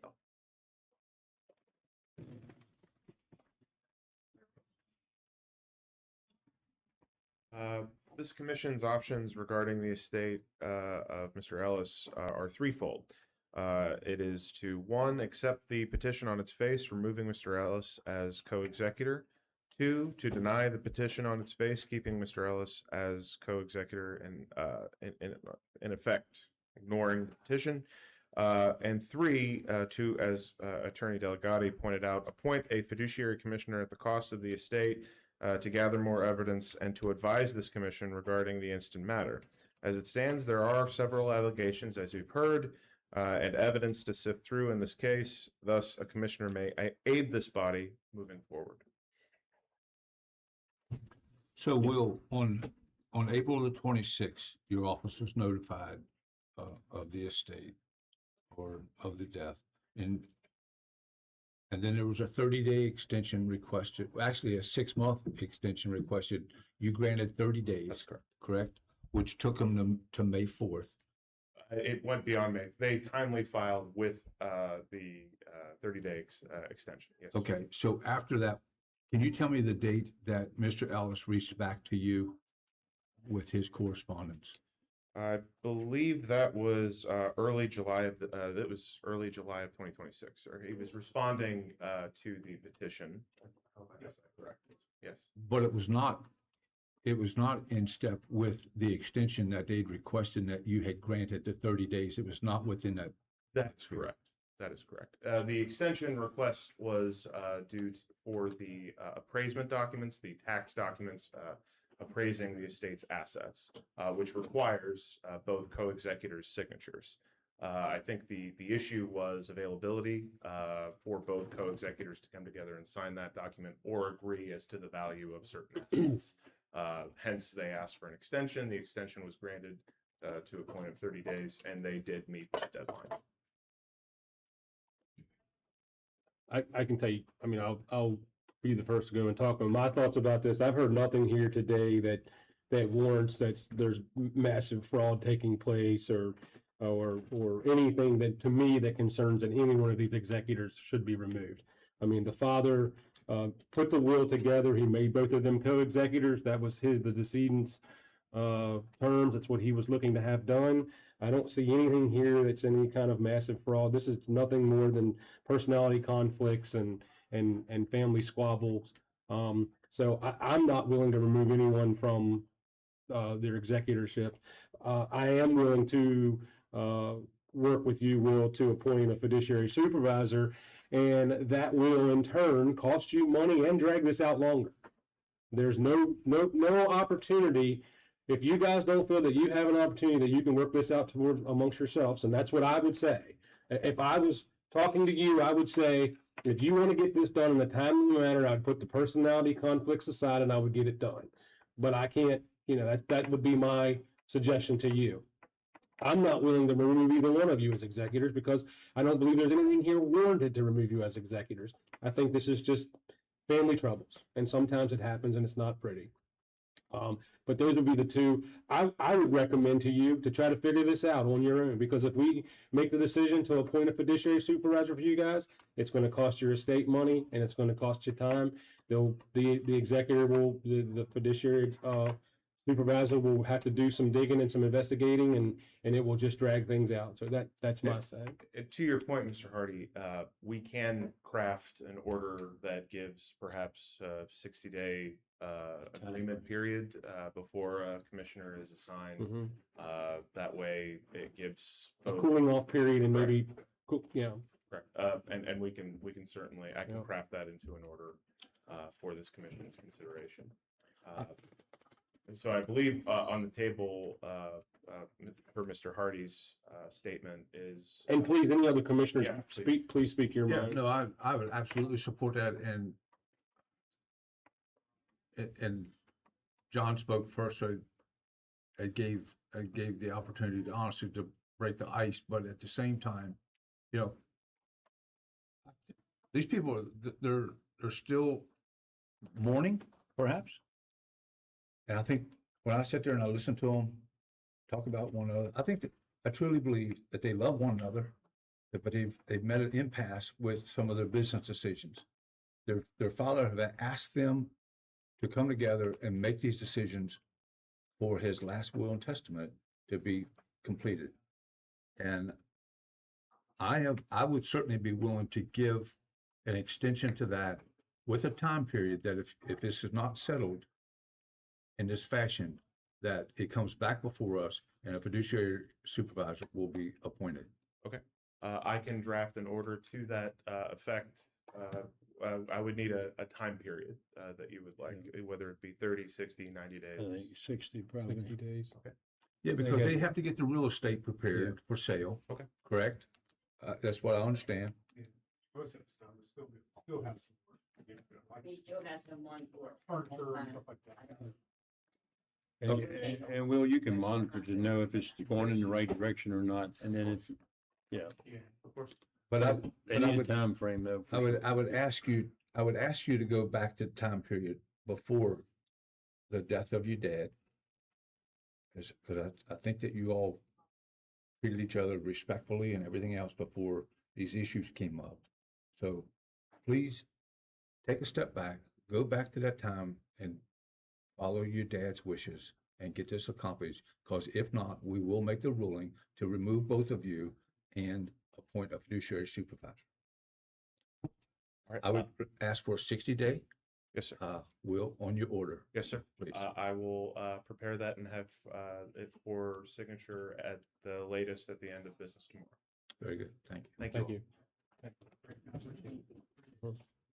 Mr. President, if you care to choose, the sheriff could go first and save time for the pictures and stuff. If you want to, they're willing to. Okay. He's in the hall. If any of you all would like to leave now, that'd be a good time. Yeah. Thank you.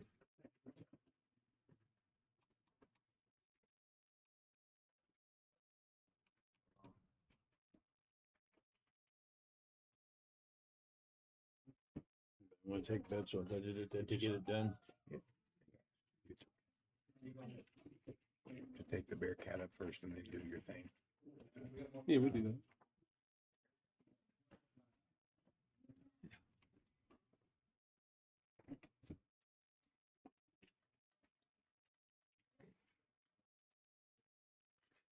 set the booth.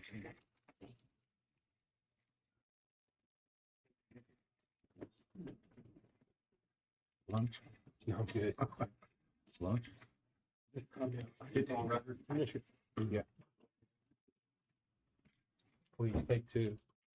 Y'all's hands.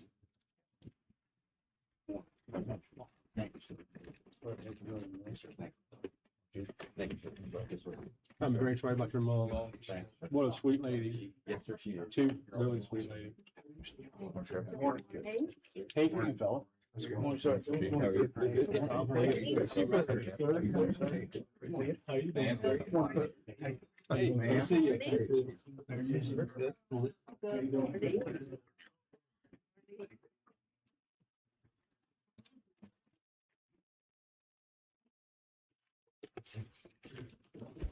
Next up is Chief Burnett with the Berkeley County Sheriff's Office. Good morning, sir. Good morning, sir, sirs, ma'am. Hey, thank you for having us. I did bring some smarter people with me today to answer some of your questions. In 2011, I'm not going to name any names, but a former sheriff won the Powerball. And when he won that, he purchased the sheriff's department a Bearcat. And this was 16 years ago. The Bearcat has served us well. It's been on hundreds of high-risk missions, but the Bearcat has reached its end of life. And we started to look towards funding, and we spoke to Lenco about trying to find a way to get a new one. And Captain Rapan reached out to Lenco, and we got a bid. The bid for what we want, total package, is going to be about $449,854. I know that the bid that you're seeing on the bottom of that one is showing 411,000. Yeah, it is. But Captain Rapan explained to me the need for a thermal camera inside that piece of equipment. We're also going to take some of the supplies off the old Bearcat and using this new Bearcat G3. I spoke to Lenco yesterday, and we talked about a trade-in of our current Bearcat, and they said that they give us $30,000. They would take that Bearcat and they would refurbish it. I think we paid $345 for it or so back then. And then they would sell it back out to the secondary market for about $245 or $340, something like that, something pretty high. He said, your best bet is to sell that thing to a local agency, and you can get between $100,000 and $120,000. So that $449,854, you would take off about $120,000, I'd say, at the best bet, which would bring us down to less than $350. So I have Captain Rapan, Corporal Leonard. Captain Rapan is the SWAT team commander. Corporal Leonard is the team leader, and they can go ahead and discuss or ask, or if you guys have any questions, to ask them about why we need this. And then I can come back up and talk about money again if you guys like, which I'm sure you do. Captain Rapan? Yes. Good morning. Morning, sir. Thanks for having us. Yes, sir. I can answer any questions that you might have. I mean, obviously, this is a very important piece of equipment, you know, within your organization, and we're very blessed to have had it to start with. My question early in, you know, because I've kind of dealt in other pieces of apparatus, was about the opportunity to refurb to get where you need to be, where you want to be, but that does not and would not include the diesel motor or the four-wheel drive, you know, for the different weather events that or conditions that you would need to get to. Correct. But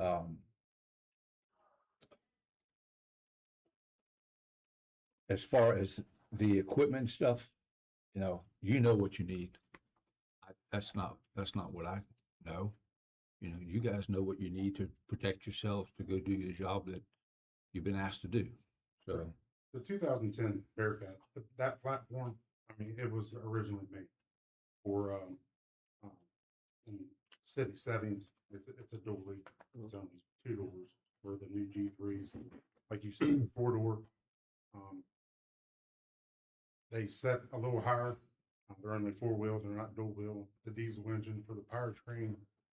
Ours right now it struggles with power at times, but it does the job, but it definitely struggles when we get in tight situations in rural areas. So your budget for this new piece of equipment is 411,000, or did I hear a different number? 449, 854. Okay, and then you're looking at probably another 100 to 120,000 for resale of the vehicle that you want to purchase, or the one you're going to sell. So then that you can use that against the new purchase. And then what line item does this? I'll get back into that. Okay. Well, I think 16 years is a pretty good lifespan on a vehicle. So I think that I don't think your request is out in left field. I mean, obviously your piece of equipment that you have is dated. It's 16 years old. It's a piece of equipment that you hope you never have to use, but obviously you do use it. And when you need it, you need it, and you don't need it and not have it. So obviously 16 years is a pretty good lifespan on a piece of equipment. So, but we'll get into more of where the funding comes from when cheaper debt comes up. I don't think we should have to wait till we hit the lottery again. Yeah. Anybody else have anything for Captain Rattan? How many times a month does that machine go out? Just it's really never know. A month, it varies. I mean, Varies. The operational needs to it. It's definitely, we've gone out 18 times already this year. Mm-hmm. So some months are busier than others. Right. And like in the proposal, we support all the federal agencies around here, the local agencies, Berkeley, Morgan, and Jefferson County. Jefferson County has their own Bearcat now, but they bought a refurbished ones, and they're having a lot of problems with it. That's where I was going about that. But I don't know what year there is. So it's a regional asset. Absolutely. Basically, as you guys take care of one another as you should, and we Yes. certainly want you to do that. So. And we certainly don't want it sitting alongside the road broke down when we need it. Yes, sir. Or not have the protection that you need, because Sure. I would think that some of the ballistics, as far as the windows and stuff, are they? Our Bearcat now, the windows are starting to delaminate, which it doesn't really affect the ballistics. That may be like a percentage, but it's the visibility.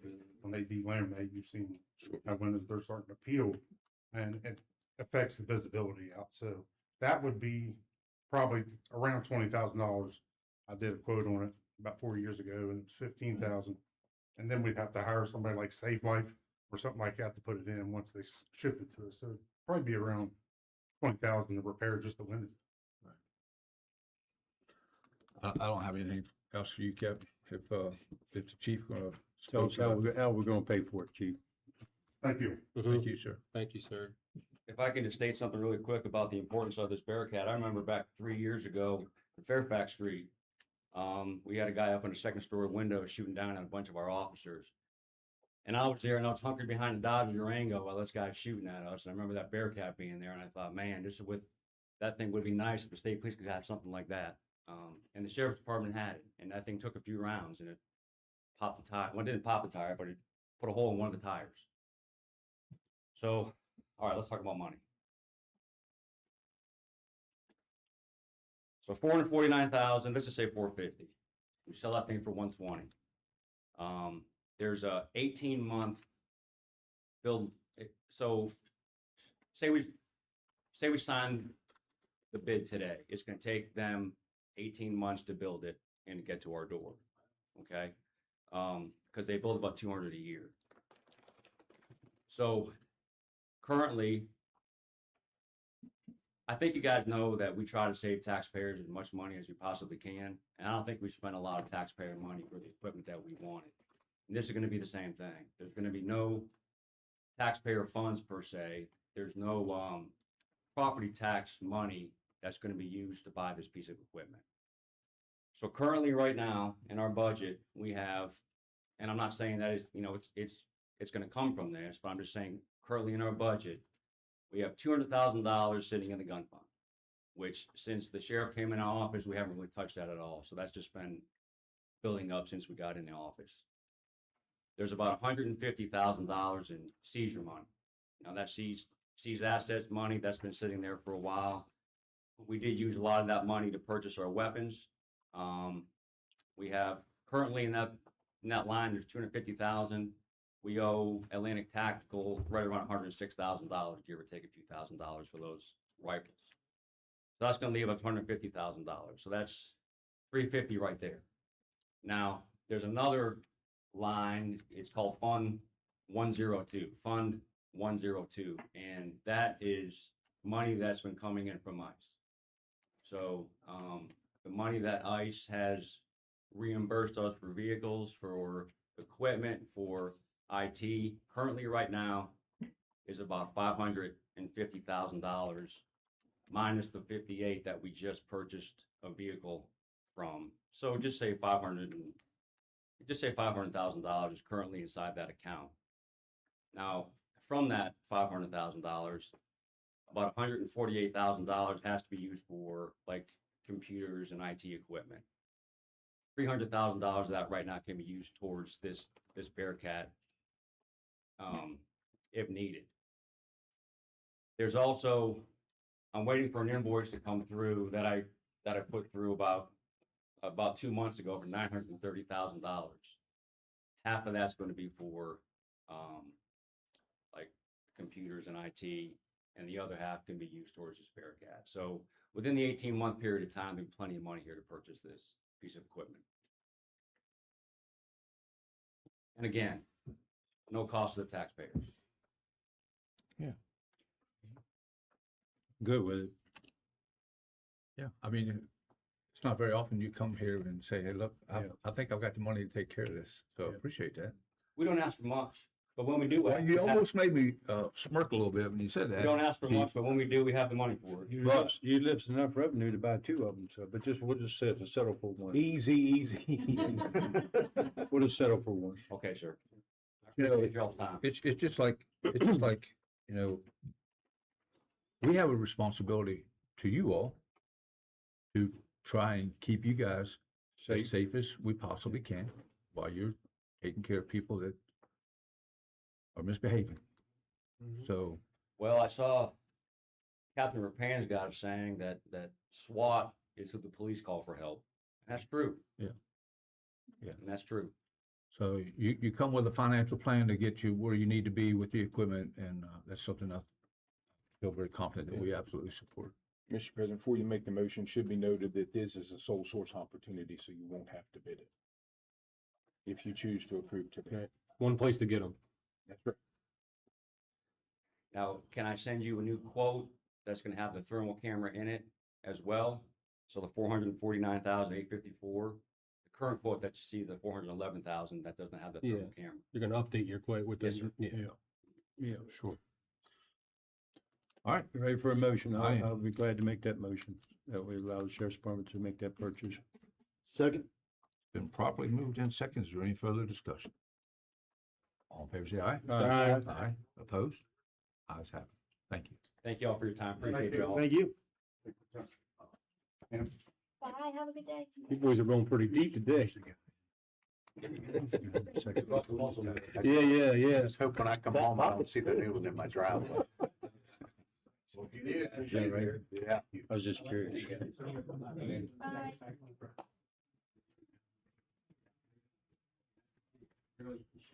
Here it comes. Pretty good.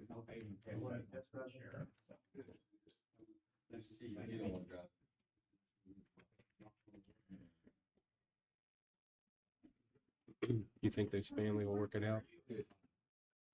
I do. I don't think any of those were bad people. I think they've just personality conflicts. Just we can drag it out another year for you if you want to, and cost you some money. As I said, I know the days. I almost said. I felt sorry for the oldest one. She seemed really upset. Who was their?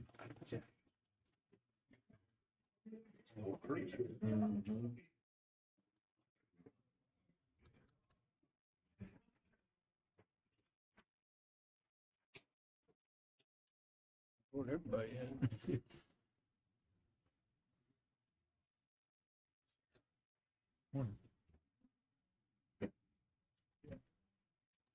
Y'all lock the door on the way out? Turn the lights off, lock the door on the way out?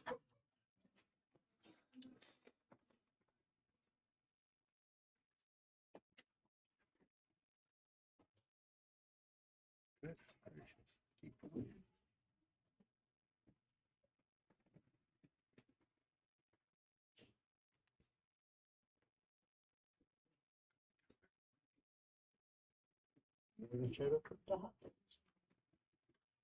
Say that. So this is more than showed up for the hot dogs. Yeah. Sell some popcorn.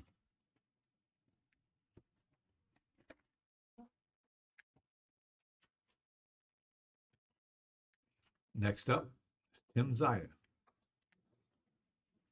Good morning, Tim. Good morning, gentlemen. Morning. So I'm here today. I don't have a long speech prepared. I'm here today just to spend a few minutes to recognize the 10th anniversary of the Day Report Center. It was roughly late June of 2016 when the commission, and I believe there's 3 of those 5 members who are here today. Mr. Whitaker, still up here. They made the decision to establish their own Day Report Center here in Berkeley County, effective August 1st of 2016. So they hired me, and 2 of us are actually here today. Kathy and I are 2 of the original 3 employees. We started the operation at the old health department building there at 800 Emmett Rouse Drive, and we just had a handful of referrals. I believe there were 6 new probation referrals who we started providing services to. We rapidly grew. I was looking at some of the previous commission reports that I provided. It was April 2017 that I came before the commission and basically said, we're at capacity. We can't do anything more. We've got 100 participants already. And the commission started making the decision to increase staffing. And they've done that for the last 10 years. You all have done that for the last 10 years. I don't know of a time that I've ever come before you to request help and you've said no. You all have made the decision to grow this program, and it's been extremely meaningful. When we first outgrew 800 Emmett Rouse Drive, the commission decided to purchase a couple of modular buildings from Clark County School District. They were set up, they're still there now. Those modulars allowed us to expand a bit and kind of fill in a gap. Then the decision was made to move the facilities department out of 520 South Riley Street. That building was renovated. And we thought, ignorantly at the time, that building was going to give us a good 5 years or so, and it did not. We filled it up quickly. The commission decided to expand it. And now you see the 3-story addition that's on the front of the building. So in 10 years, we've gone from a 3-employee day report center to a 52 full-time employee, 4 part-time employee day report center, providing services consistently to an average of 360 to 400 people, depending on the month. And there have been many, many, many lives that have been redirected and put on a positive path in life. We've provided assistance to so many people, family members, to get on the other side of active addiction. And it's a far more meaningful way to spend less money to do this than it is to just put people in jail and allow the jail to be a revolving door and allow it to be really costly. So I could bore you with numbers and share all sorts of data. I didn't want to do that. One of my favorite questions that gets asked is, does it work? Or how do you measure success? One of those 2 questions. I like both of them. Just very briefly, here's how success is measured.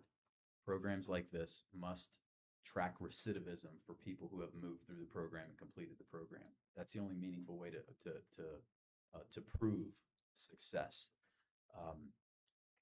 If you look at national statistics, the Bureau of Justice Statistics, you all probably heard me say this before, but I'm going to say it again now. Roughly 76% of all state inmates released from prison recidivate within 5 years. 76%. That's 3 out of 4. That's a huge number. The Day Report Center, I run our numbers once a year. The Day Report Center's recidivism rate for people who have completed our program 5 years post-graduation is about 20%, 21%. And I'm particularly proud of that number. So that's one way to prove to you that these programs work. But more importantly, a better way to show that they work is to share some stories and allow you to see some of the people. Up on the screen are just some pictures that we've collected through the years. Miranda put this together for us. But there's a few people here that I want to have come up and just very briefly share with you about their experience in the program. One of them is one of our original 6 referrals that came from probation, who ended up being our very first program graduate, is here. And she's going to come up and share with you. Her name is Catherine Fletcher. Catherine, come on up. Good morning. Welcome. Good morning. I'm Catherine Everhart now. When I graduated Oh, the program, I was Catherine Fletcher, but that's okay. Things change. I just want to say good morning, and I want to thank Tim Saya for the invitation, for inviting me to speak today, and the opportunity to share my story, and most importantly, the profound impact that the Berkeley County Day Report Center had on my life. I will try my best not to get emotional. It's an honor to be invited to speak to a room of people who have dedicated their careers to serving the community.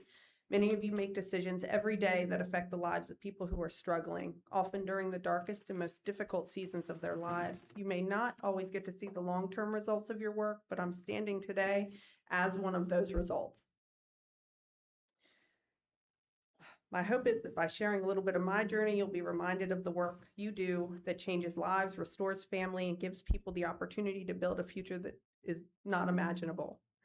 As we celebrate 10 years of the Berkeley County Day Report Center, I'm honored to stand here, not only as someone who is not defined by my past, but someone whose life was transformed because the program existed when I needed it most.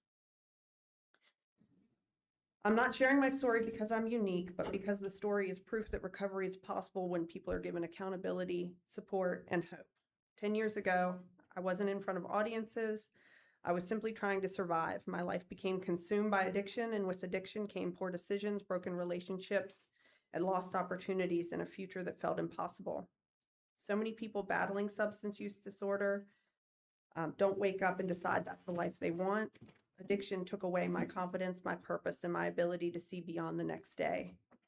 My choices did lead me into the criminal justice system, and at the time, I viewed that as the worst thing that could possibly happen to me.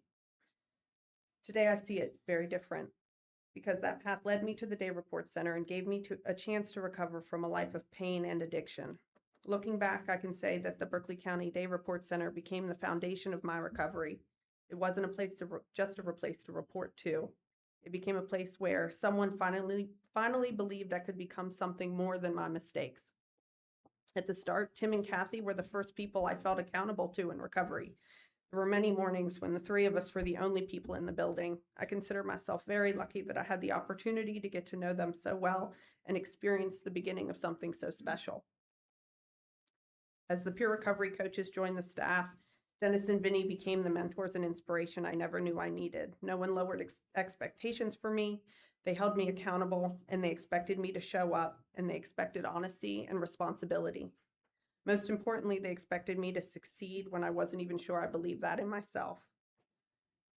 The combination of accountability and compassion changed my life, but it wasn't the first time I attended the Berkeley County Day Report Center. I was the first graduate in 2017. And I thought that I was ready to move on and I was solid in my recovery. But later that year, I relapsed, and then I returned to the Day Report Center. And that's an important part of my story. It's an important part of a lot of people's story, because some people seem to think that once you recover or graduate, everything's fixed forever. That wasn't my experience. I had to learn that relapse didn't mean my story was over. It meant I needed to get back up. It meant I needed to get honest, and it meant I needed to accept that I needed help again. And when I returned, the Berkeley County Day Report Center was still there. The same foundation was there with more resources and support than I experienced the first time. The accountability was there, and the people who believed in me were still there. They didn't tell me I had failed and that there was no point in trying again. They helped me start over. And that second chance ultimately became one of the most important turning points in my life. Because recovery isn't about just stopping the use of alcohol or drugs. It's about rebuilding every part of your life and learning to make healthy decisions, repairing relationships, and learning to trust yourself again. And it's about finding purpose. Sometimes it's learning how to start again when you thought you had already made it. The Berkeley County Day Report Center helped me build those pieces one step at a time. Recovery wasn't instant. Many days were difficult. There were moments of doubt, and there were times when an easier choice would have been to give up. But every small success became another brick in the foundation that had been laid there. One day became a week, 1 week became a month, 1 month became a year, and those small victories eventually added up to a life I never imagined was possible. And as I stand in front of the group today, I have 9 years in recovery.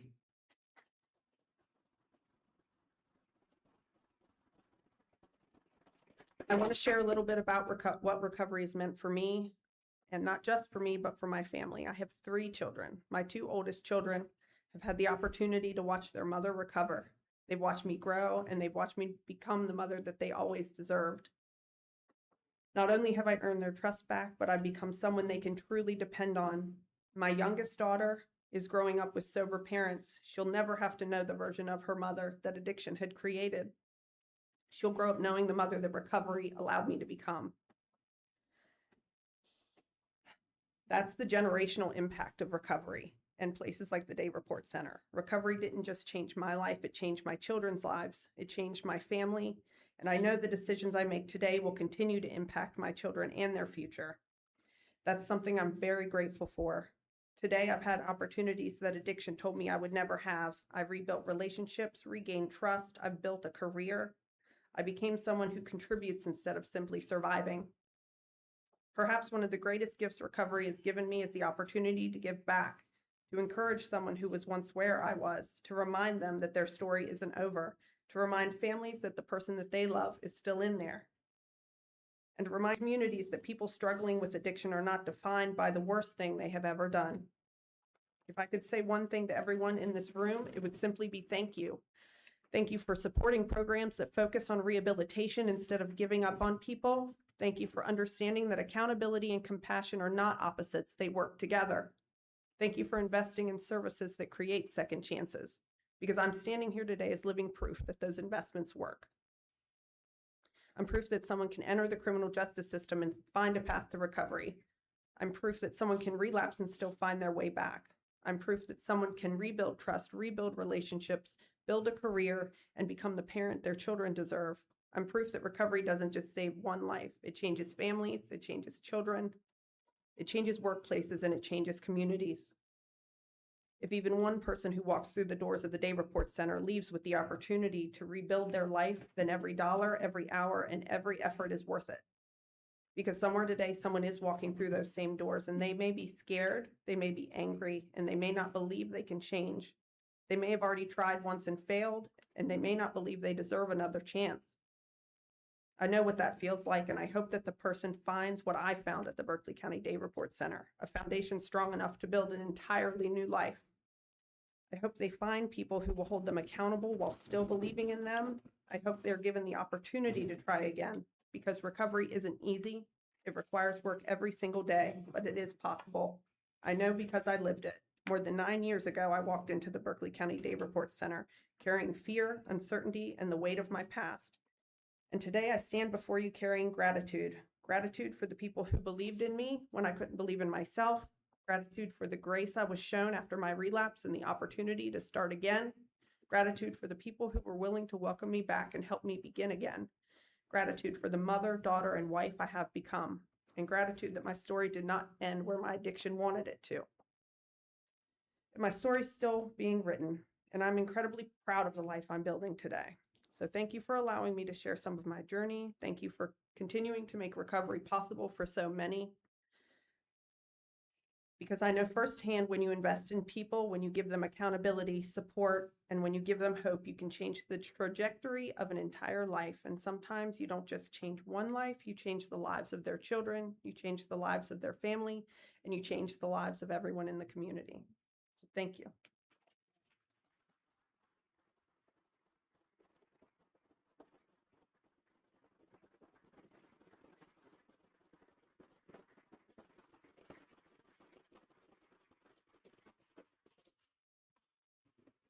Thank you. I Y'all think- bring tissues, I lots of think- tissues. I just think it's amazing that our first graduate is still here. She's still standing and she wants to come in and talk to you all. Something that I love to do, by the way, most of the DRC employees are right here. These are the people that make this program successful. They do really good work and it's hard work. It's difficult dealing with this population on a daily basis. I'm really proud of the staff that you all have built here.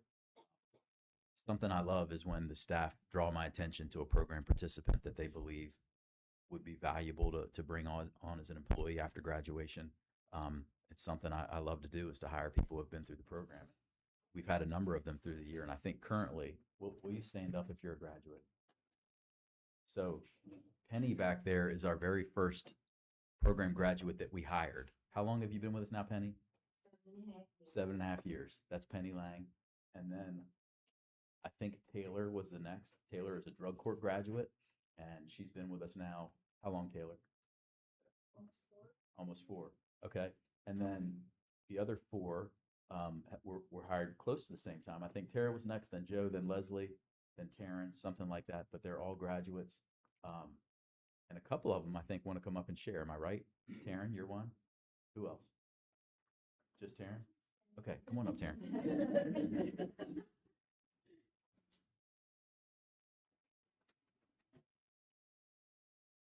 Good morning. Morning. Thank you, Tim. My name is Taryn, and I'm a case manager at Day Report. It still feels very surreal saying that out loud. I'm also going to try to not. I'm a crier and I'm a nervous crier, so I'm in recovery. Sorry, go ahead and cry. Thank you. I'm in recovery myself. Today would make 1 year, 6 months, and 24 days.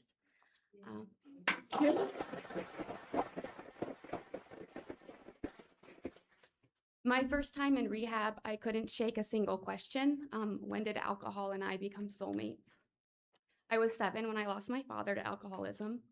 I was 13 when I took my first drink and finally found relief from overwhelming anxiety. Over the next 2 decades, the alcohol that began as my buoy, keeping me afloat, I thought, as I numbed my pain and coped with life, became my anchor. Being buzzed became blackouts, became tremors, losing days to binge drinking and physically disintegrating. Want became need. Without my even noticing, alcohol and I had become one single entity. I didn't know who I was without alcohol, and I did not like who I was with it. Creeping slowly, small sips turned into tsunamis, drowning my personality, my morals and values, even my desire to be in this world. In 2020, I lost my brother to an overdose, and my own addiction spiraled even further out of control. By January 12th, 2025, I found myself sitting at Eastern Regional Jail, being sentenced for my 3rd DUI. As of that day, I was divorced, homeless, jobless, bankrupt, and desperate. I had lived in denial of my addiction for years because my life looked good on paper, until it didn't. It was a house of cards, and boy, did it fall. But I could not be more grateful that it did. I believe my higher power scooped me up that desperate, hopeless day and put me exactly where I needed to be. I was awake and I needed help. And when I stood before the judge 19 days later and was sentenced to 1 year of home confinement and day report, my life was absolutely transformed. Sorry. Every time I walked into day report, I saw staff who were living examples of what it meant to choose recovery over addiction every single day. They had what I wanted, and I honestly took it as a challenge. If they can do it, I could do it. Over the course of that year, I realized they had what I really wanted, which was a job at day report. So when a peer coach position opened up as I neared my graduation date, there was not a single doubt in my mind. It felt very correct. So I want to say to you gentlemen before me, thank you. And to all of you, thank you. These men and women showed me love as I worked on loving myself, I think for the first time maybe ever. They saw my worth when I felt worthless. I knew that this was an incredible group of people as a participant doing life-changing work, and being their colleague has only deepened that feeling tenfold. I was leading a relapse prevention group this week, and we were discussing distorted thinking. And I gave the example of me making a mistake at work. You know, I leave every group thinking about what I should have said, what I shouldn't have said, but being careful not to catastrophize that into thinking the entire day is a failure or I'm a failure. And one participant replied, "Yeah, but you should think about it. I would. What you say matters. You have a very serious job. You're here every day trying to stop people from using drugs. So, no pressure." But she was absolutely right. What you all said gave me the courage to pour the alcohol out of the bottle, out of my brain, my body, my soul. Soulmates no more.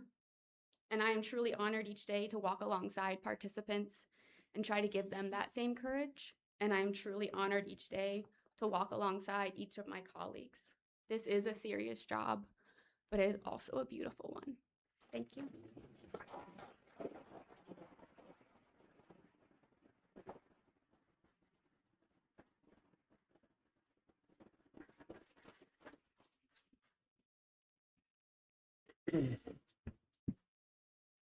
There's hundreds and hundreds of these stories. It's truly, it is my great pleasure to be able to be a part of something like this. And I believe that it must be for you all as commissioners. You're not just involved in having permits passed out and dealing with the state hearings and such.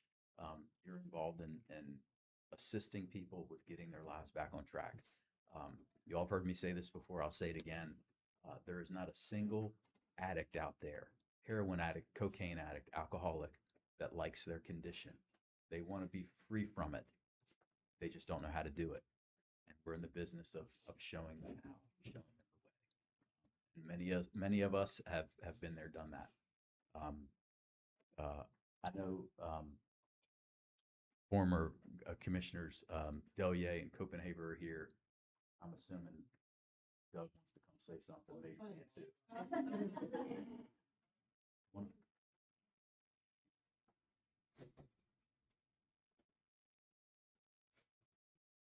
Morning, sir.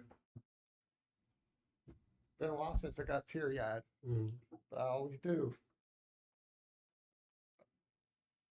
When Tim's in the room.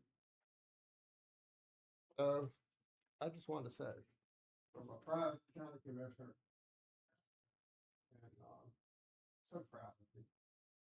So proud. So many lives have been saved because you all are doing what you do know. And so proud of you and everyone that's been successful too. Plus, I'm proud of the ones that are trying to be successful. You guys know me well enough, and I wasn't planning on talking, but I'm gonna try to keep it short, Mr. President. If you need to cut me off, you cut me off. But Oh, sir. When the Day Report Center was Jefferson and Berkeley County and being ran by Jefferson County, Mr. Zaya was sitting over in the corner, and every time Mr. Davis and I would go in, this was pre-Mr. Delier, we'd see this young man, and you knew he was just wanting to bust out of this bubble and do what was right because things wasn't being done right. And so Tim was our first employee under the Berkeley County Day Report Center, and what a wonderful decision. And we had to get the judicial staff, the judges and magistrates and everybody on board. And at the current time, the prosecutor wasn't on board. So, thank God we was able to get a new one. And,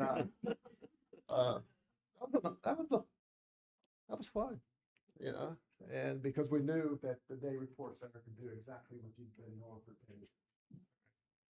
So, and I'm going to speak from, I guess, from the other side of not being successful.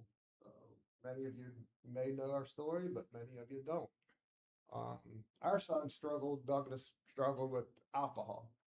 So his mother and I decided we'd send him to rehab and try to get him clean at a very early age. And come to find out later in the years, he told us that that's where he learned how to start using drugs. It was a highly referred place for us to send him, and it didn't work out.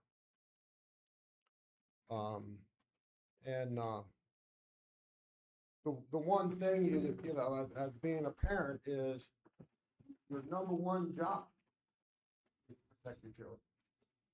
Right? You always want to protect your children. And when you're not successful at that, it's a big hole. So I guess, but I'll try to keep it short. Sad to say, yesterday was the day 15 years ago our son decided to take his life because he couldn't get clean. 15 years ago yesterday. I was one of those ones that said, well, son, you got yourself into this mess, you need to find your way out. That's not true. In order for me to understand that, he took his life. So he would give me the understanding that if someone is willing to take their life because they want to get clean and they find that's the only way, what a strangle and what a tight hold that has on you. So I guess the one thing, and I tell Tim and I tell Tim's mom and dad this all the time. When Douglas passed away, it was very well attended service and stuff. And we received approximately 300, that's no lie, phone calls or letters of asking for help. Not one phone call or not one letter was returned because there was no place. None. So the only thing that I could wish for here today, and by the way, you're all doing a wonderful job. You know, some people may say 52 people. Well, every one of you play a very important role. And believe me, when you save just one life, it's worth it, especially to the parents or the family. So I'll leave it with this thought: is the only thing that I talk about, and I'll say it this way.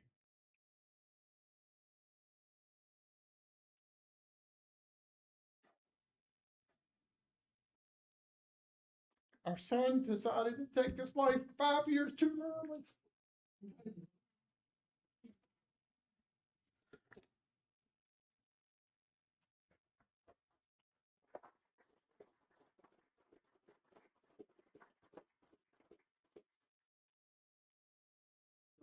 So guys, I wasn't planning on speaking either.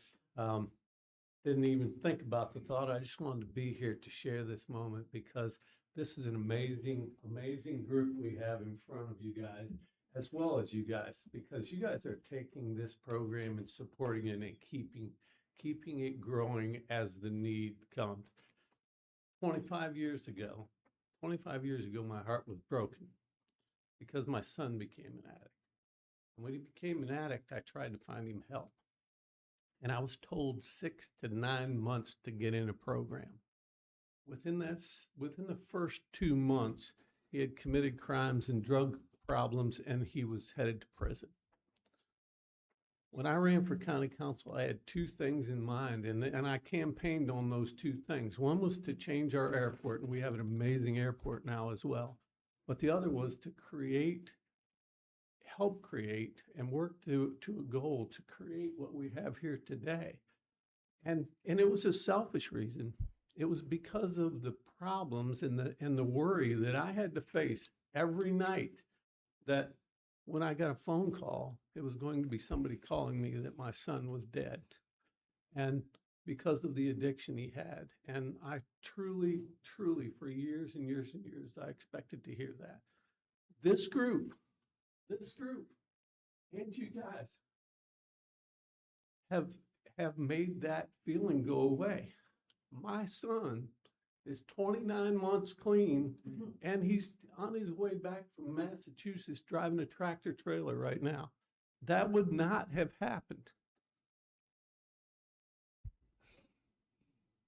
It wouldn't have happened if it wasn't for these guys. So I just want to thank Tim, thank Kathy. You guys started it. You know, we, in the beginning, Doug and I, we spent a lot of time arguing with the prosecutor and trying to get them on board, and this is the result. So thanks for everything you guys do, and thanks for what you guys do.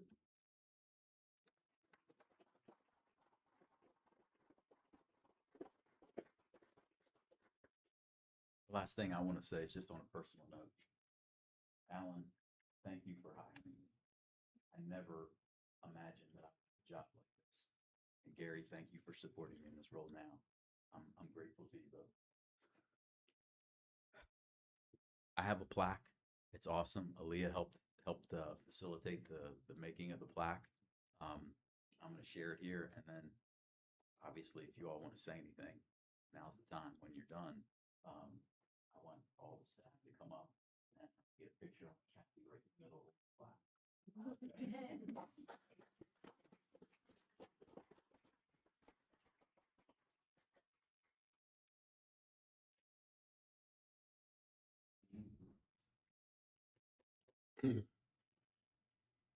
Everything you do, it takes a leader. Somebody's got to lead to get something started, see it through, see it to be successful. And there's a whole lot of leaders in this room today. If you've taken people by the hand and led them through this terrible addiction and led them out the other way to the bright side of the world that they truly deserve and their families deserve. But I hate it because they're friends of mine, but Doug and Dan had to go through tragedy. Doug much worse than Dan, you know, of the loss of Douglas and his wife Jackie and sister Ashley. But they made a commitment to find ways to help other families.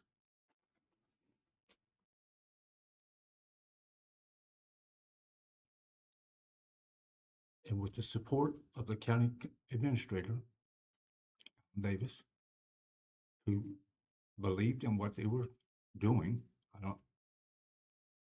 and then with the work through the judiciary to get the court system to understand that this is the answer to a lot of people's problems. Hiring the right people to lead that way. You have the support, you've had the support of this prior commission, which included Commission past President and Vice President Whitaker, along with the current commission, to grow your abilities to serve this community as we continue to grow. We've taken on another county that had fallen, and they said, "Can you help?" Well, my first thought is yes. I don't know yet how, because I need to speak with Tim, need to speak with Gary, and need to speak with the rest of the commission to see how we do this, because it can't hurt our programs that we already have in place. So there are a tremendous amount of people that have been touched. It's just like throwing a rock out into the pond and all the ripples that come off back to the shore of the people that you all are helping through this process in their life.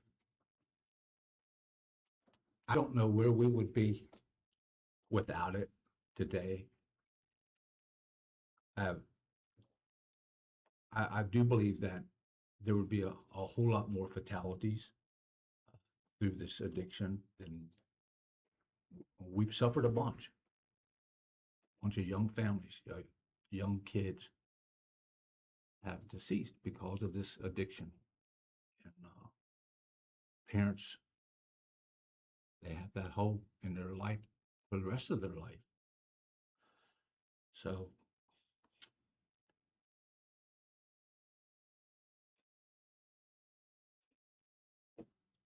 just keep doing what you're doing. You're making a difference. And we'll continue to try to support you in every way. I mean, we got lots of stuff to do here, right? I mean, we got lots of people to support. And from fire to EMS to law enforcement to uh, uh, just the facilities and everybody involved. So there's lots of things to do with these folks sitting up here. But people will always be the priority. I can assure you that. So that's about all I can say today. But thank each and every one of you for your role from the beginning with Doug and Dan and Alan and Gary, Tim, Kevin Knowles. Everybody involved has made a contribution to get us to where we are today. And thank you. Very simply and humbly, thank you.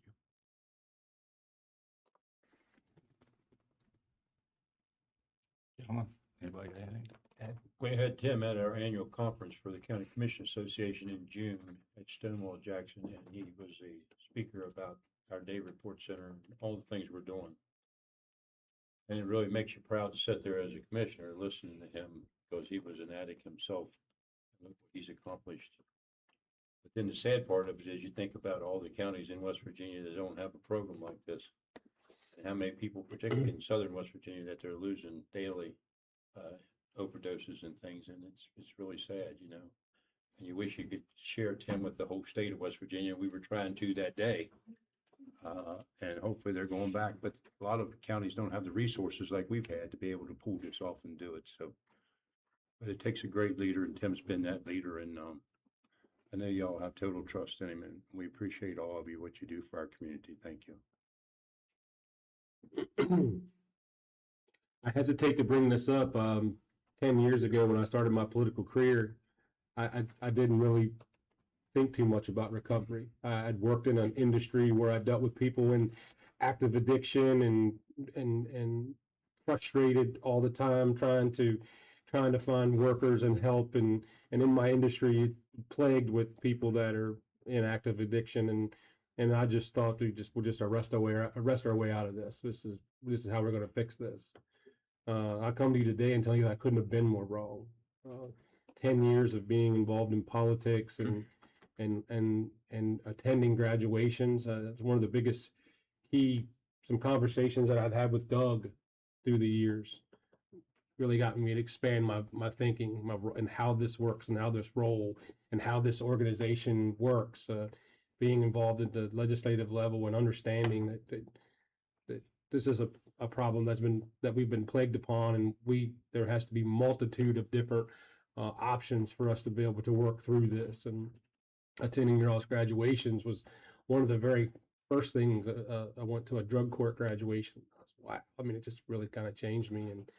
And I've lost family members to addiction, and I've seen it firsthand. And that frustration that I dealt with turned into compassion, and really over the past 10 years has turned into a understanding that this is an organization that we have got to make sure that is a priority, that we have to stand up and we have to take care of, and understanding that we, as you so eloquently put, we're not just saving our participants' lives, but their children and their parents and their spouses, and I cannot be more proud of Tim and your entire organization. I'm very proud that I have the opportunity to sit up here and be able to support, be a small part of the support of your all's operation.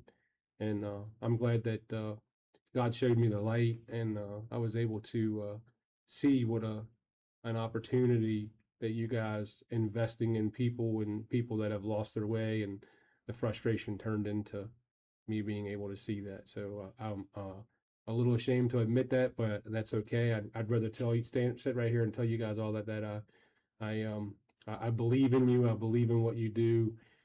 Have such an integral part, and thank all of you for what you do. And Tim, thank you for your leadership. Thank you, Commissioner Hardy. Yeah, just like to thank all of you for what you do. And, you know, this is a wonderful program that we have here in Berkeley County that was very much needed. I know years ago there was nothing, and there was a lot of people that talked about there was nowhere for people to get help. And one of my best friends I grew up with, neighbor my whole childhood, you know, he got addicted, and there was no help for people back then. And he told me I would speak to him regularly when he was in jail on the phone, and he would tell me, he'd be like, you know, if I wasn't in here, I'd be dead. And he spent 10 years of his life in jail, you know, had never done anything, all A student, very smart fellow. And that was the only thing that saved his life. But back then there was nothing like this. But if there was a program like this, he wouldn't have lost 10 years of his life and missed his dad's funeral and most of his mother's later life, because she passed shortly after he got out of jail. And, you know, so this is a good program for people, and you guys do a great job. So thank you. And thank you guys for getting us started. Thank you.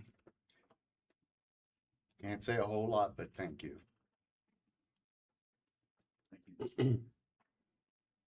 Gary? Is that new building gonna last us more than 5 years this time? Oh, it better. It needs to last 10 years, please. 10 years at least. Then we'll refinance. Yeah. Good. Yes, sir. Grab this plaque and move this thing. Is that all right? Take a break, take pictures. You want to take a break for the picture? No. Oh, take a break. Take a break, take a picture? Yeah. We all go take a break.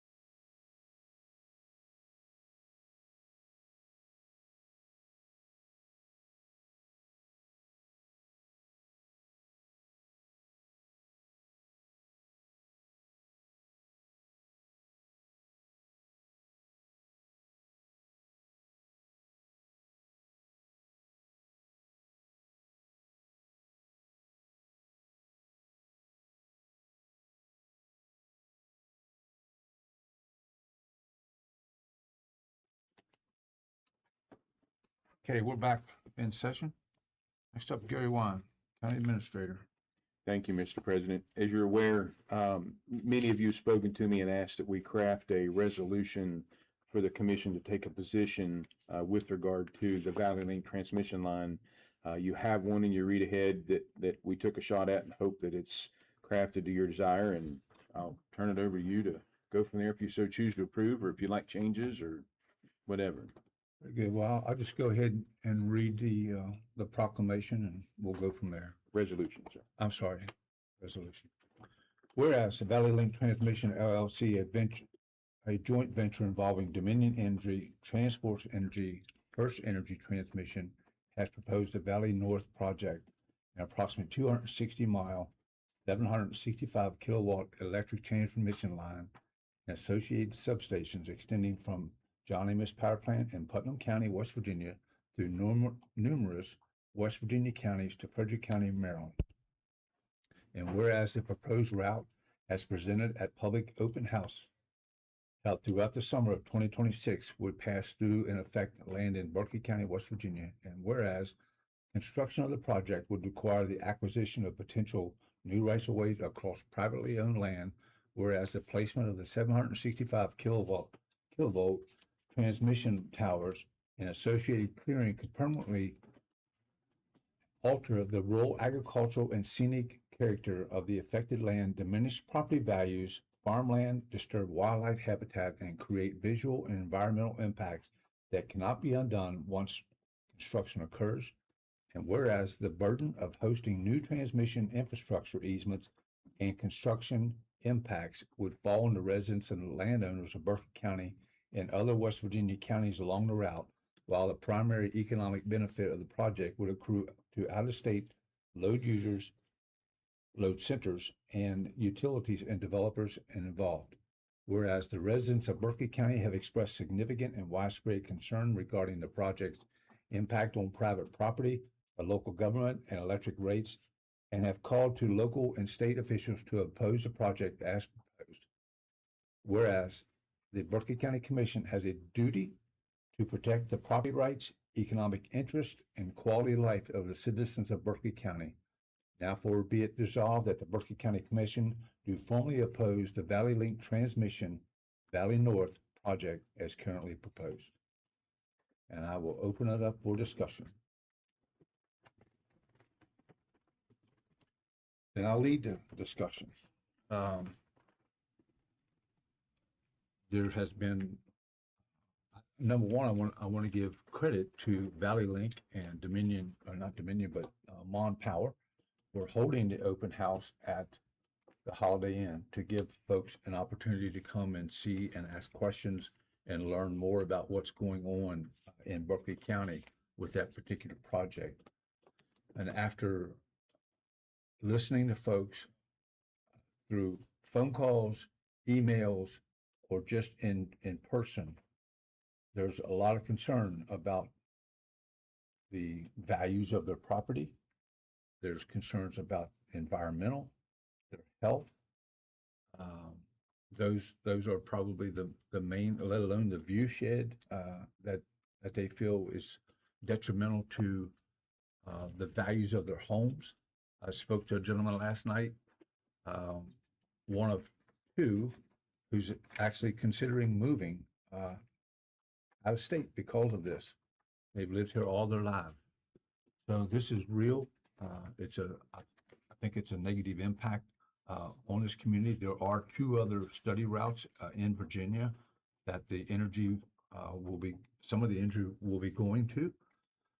And I would strongly encourage anybody that is opposed to this particular Valley Link line that is in Berkeley County to contact Valley Link, to contact the West Virginia Public Service Commission and express your concerns to them. They are the board that will make those decisions on when and where that line will go.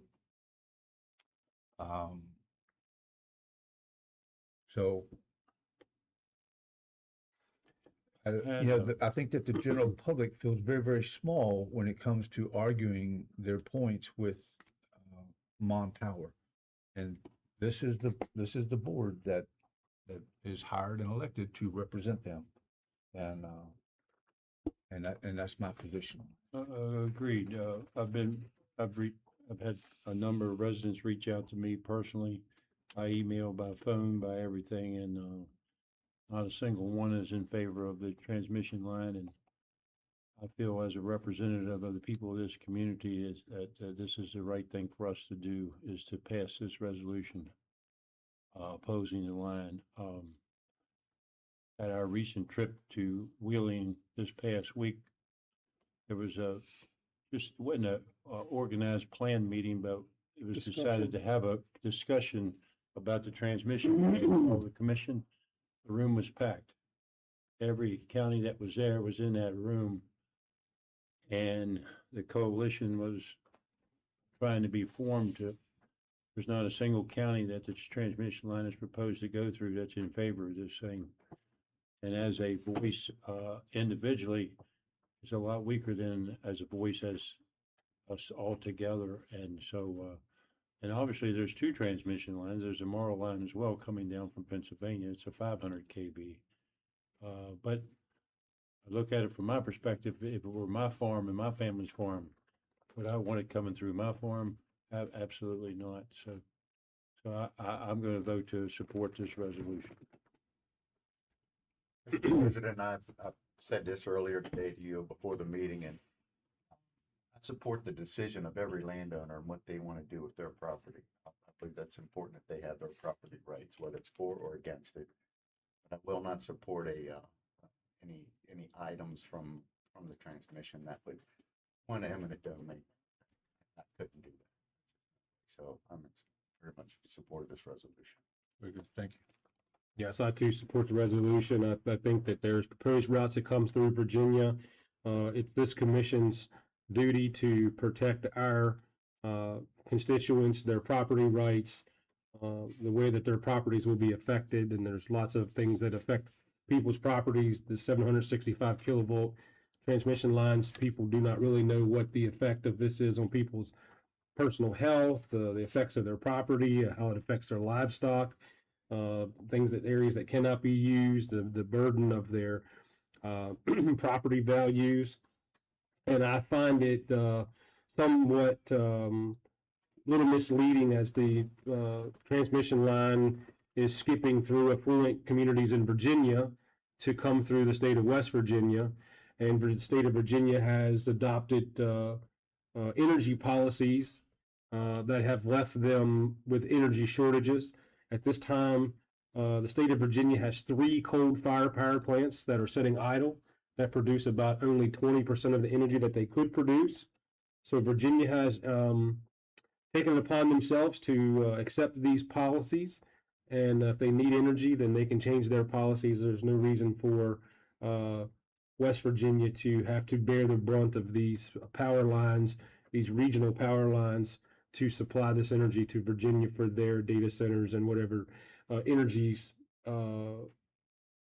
users that they need. So, but in the forefront, I think it's this commission's obligation and it's our duty to protect Berkeley County landowners, those land rights, and the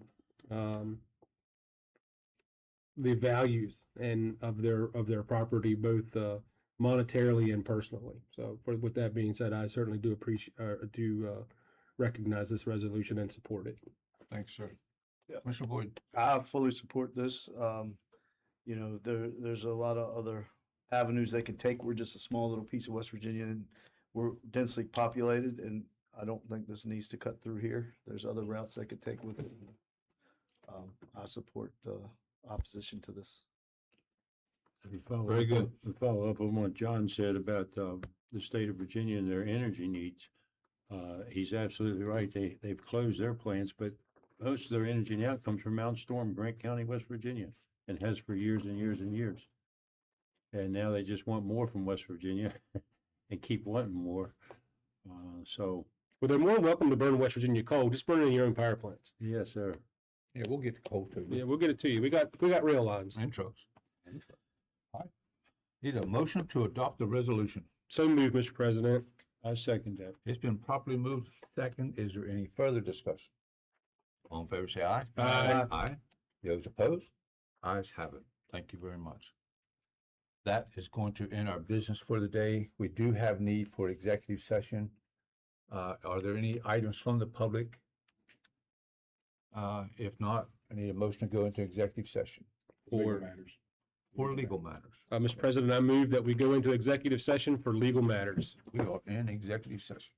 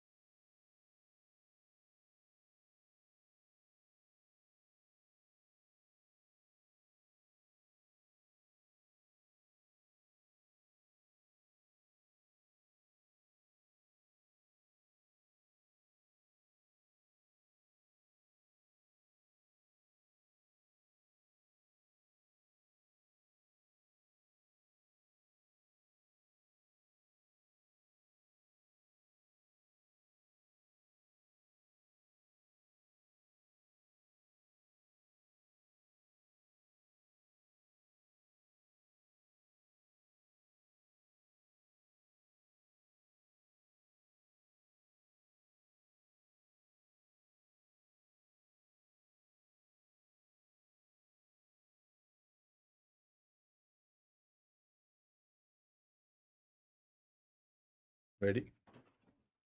All right, we're back in session. There will be no action taken. Need a motion or recess? Mr. President, I move we recess. We are in recess.